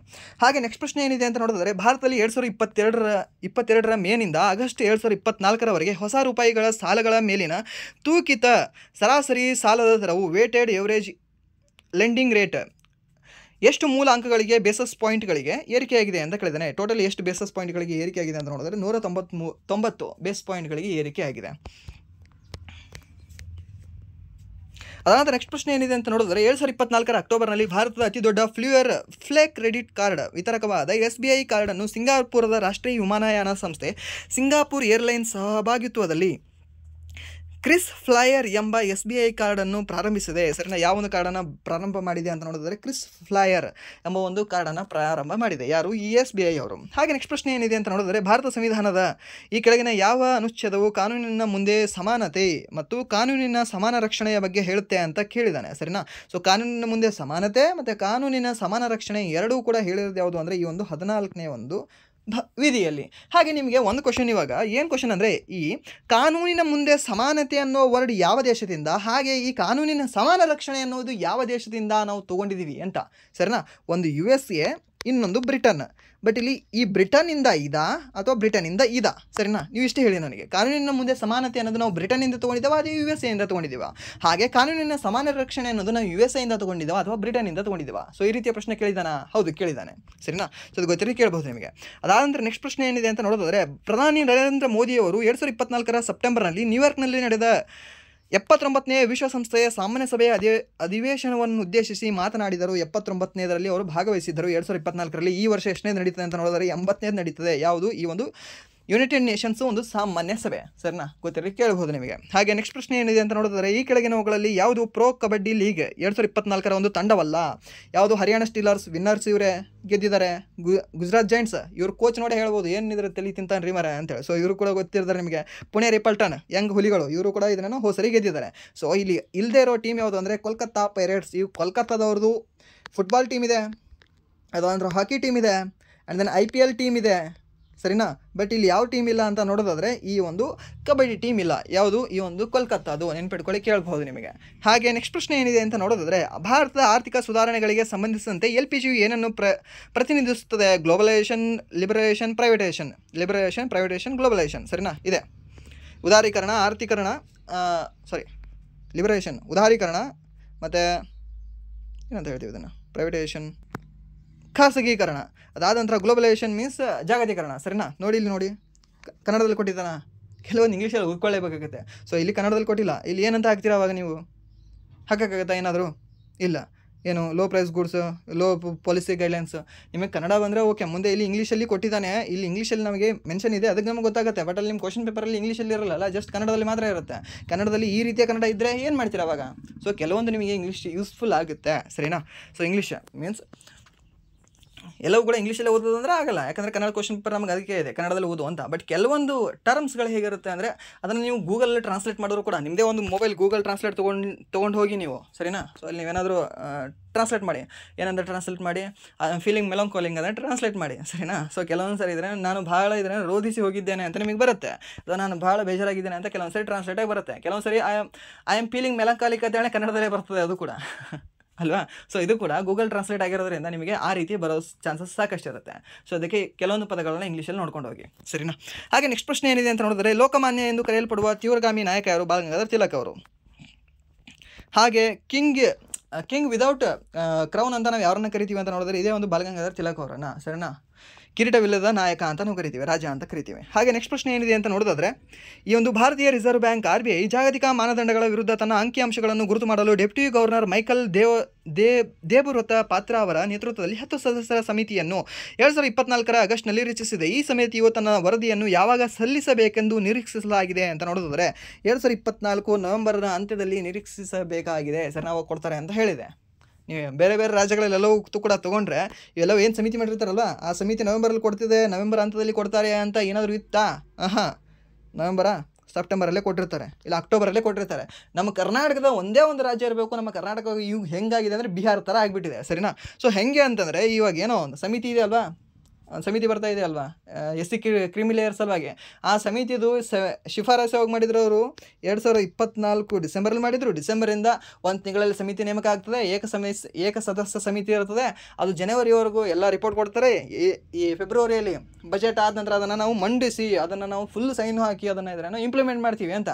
ಫೆಬ್ರವರಿಲಿ ಇನ್ನೂ ಇದ್ರೇನೋ ಸಮಿತಿನೇ ರಚನೆ ಆಗಿರಲಿಲ್ಲ, ಸರಿನಾ? ಸೊ ಇವಾಗಲೂ ಕೂಡ ಇನ್ನೂ ಹಿಂಗೆ ಕುಟ್ಟು ರನ್ನಿಂಗ್ ಹೋಗ್ತಾ ಇದೆ. ಹುಡುಗರು ಹಾಗೆ ಇದ್ರೇನೋ ವಯಸ್ಸು ಅವರು ಕೂಡ ಇದ್ರೇನೋ ಮುತ್ತೆ ಆಗ್ತಾ ಹೋಗ್ತಾ ಇದ್ದಾರೆ, ಅಜ್ಜಿ ಆಗ್ತಾ ಹೋಗ್ತಾ ಇದ್ದಾರೆ, ಸರಿನಾ? ಸೊ ಈ ರೀತಿ ನಮ್ಮ ಕರ್ನಾಟಕ ರಾಜ್ಯ ಹೇಗೆ ಅಂದರೆ ಒಂದು ರೀತಿ ಆಮೆಯ ಗತಿ ವೇಗದಲ್ಲಿ ಓಡ್ತಾ ಇದೆ, ಕೇಳ್ಬೋದು ನಿಮಗೆ, ಇದು ಕೂಡ ನಿಮಗೆ. ಹಾಗೆ ನೆಕ್ಸ್ಟ್ ಪ್ರಶ್ನೆ ಏನಿದೆ ಅಂತ ನೋಡಿದರೆ, ಜಲವಿದ್ಯುತ್ ಶಕ್ತಿ ಉತ್ಪಾದಕವು ಈ ಕೆಳಗಿನ ಯಾವ ವೈಜ್ಞಾನಿಕ ತತ್ವದ ಮೇಲೆ ಕಾರ್ಯನಿರ್ವಹಿಸ್ತದೆ ಅಂತ ಕೇಳಿದಾನೆ. ಯಾವ ಒಂದು ಜಲವಿದ್ಯುತ್? ಅದಕ್ಕೆ ಏನ್ರಿ ಜಲವಿದ್ಯುತ್? ನೀರು ತಾನೇ, ಉಗಿ ಅಲ್ಲ. ಜಲಜನಕ ಇಲ್ಲಕ್ಕೆ ಬರುತ್ತೆ. ವಿದ್ಯುತ್ ಉತ್ಪಾದಿಸಲು ಭೂಶಾಖ ಅಲ್ಲ ಇದು. ಅದಾದ ನಂತರ ಹರಿಯುವ ನೀರನ್ನು ಬಳಸಿಕೊಂಡು ಗುರುತ್ವಾಕರ್ಷಣೆಯ ಪ್ರಚನ್ನ ಶಕ್ತಿಯನ್ನು ವಿದ್ಯುತ್ ಶಕ್ತಿಯನ್ನಾಗಿ ಪರಿವರ್ತಿಸುವುದು. ಸೊ ಸಿಂಪಲ್ ಆಗಿದೆ. ಹಾಗೆ ನೆಕ್ಸ್ಟ್ ಪ್ರಶ್ನೆ ಏನಿದೆ ಅಂತ ನೋಡೋದಾದ್ರೆ, ಈ ಒಂದು ಥಾರ್ ಮರುಭೂಮಿಯ ಒಂದು ಪ್ರಮುಖ ಲಕ್ಷಣ ಯಾವುದು ಅಂತ ನೋಡೋದಾದ್ರೆ ಒಂದು ಮರಳು ದಿಬ್ಬಗಳು ಕಂಡುಬರ್ತವೆ. ಎಲ್ಲಿ? ಈ ಒಂದು ಮರುಭೂಮಿಯಲ್ಲಿ. ಹಾಗೆ ಮರುಭೂಮಿಯಲ್ಲಿ ಕಂಡುಬರ್ತಕ್ಕಂತಹ ಒಂದು ಲೇಕ್ಗಳು ಯಾವುದು ಅಂದರೆ ಫ್ಲಾಯಾ ಲೇಕ್ ಅಂತ ನಾವು ಕರಿತೀವಿ, ಸರಿನಾ? ಫ್ಲಾಯಾ ಲೇಕ್ ಅನ್ನೋದು ನಿಮ್ಗೆ ಎಲ್ಲಿ ಕಂಡುಬರುತ್ತೆ ಅಂದರೆ ಈ ಒಂದು ಮರುಭೂಮಿಯಲ್ಲಿ ಕಂಡುಬರುತ್ತೆ. ಹಾಗೆ ನೆಕ್ಸ್ಟ್ ಪ್ರಶ್ನೆ ಏನಿದೆ ಅಂತ ನೋಡೋದಾದ್ರೆ, ಕಂಪ್ಲೀಟ್ ಆಯಿತಾ? ಓಕೆ, ಕಂಪ್ಲೀಟ್ ಆಯಿತು, ಖುಷಿ ಆಯಿತು ಅಂತೂ ಇಂತು.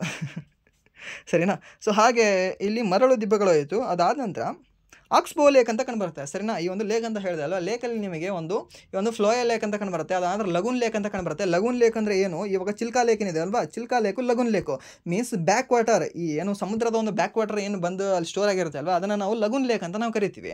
ಹಾಗೆ ಈ ಫ್ಲೋಯಾ ಲೇಕ್ ಅಂತ ಎಲ್ಲಿ ಕಂಡುಬರುತ್ತೆ ಅಂದರೆ ಈ ಒಂದು ಈ ಒಂದು ಮರುಭೂಮಿ ಎಲ್ಲಿ ಕಂಡುಬರುತ್ತೆ, ಯಾವುದು ಫ್ಲೋಯಾ ಲೇಕ್ ಅನ್ನೋದು. ಹಾಗೆ ಇನ್ನೊಂದು ಆಕ್ಸ್‌ಬೋ ಲೇಕ್ ಅಂತ ಕಂಡುಬರುತ್ತೆ. ಆಕ್ಸ್‌ಬೋ ಲೇಕ್ ಅಂದರೆ ಏನು ಅಂದರೆ ನದಿ ಹೀಗೆ ಹರಿತಾ ಇರುತ್ತೆ. ಸರಿನಾ? ಸುಮ್ಮನೆ ಹೀಗೆ ಹರಿತಾ ಇರುತ್ತೆ. ಕೆಲವೊಂದು ಸರಿ ಏನಾಗುತ್ತೆ, ಆ ನದಿ ಇಲ್ಲಿಂದ ಅಲ್ಲಿ ಮುಂದೆ ಹೋಗೋದು ಬಿಟ್ಟು ಇಲ್ಲೇ ಶುರು ಆಗಿಬಿಡುತ್ತೆ. ಇಲ್ಲೇ ಇಲ್ಲೇ ಹೊಡೆದು ಬಿಡ್ತದೆ ಅದು ಹಾದಿ. ಸರಿನಾ? ಅಲ್ಲಿ ಮುಂದೆ ಎಲ್ಲಿ ದೂರ ಹಾಯ್ದು ಬರಲಿ ಅಂತ.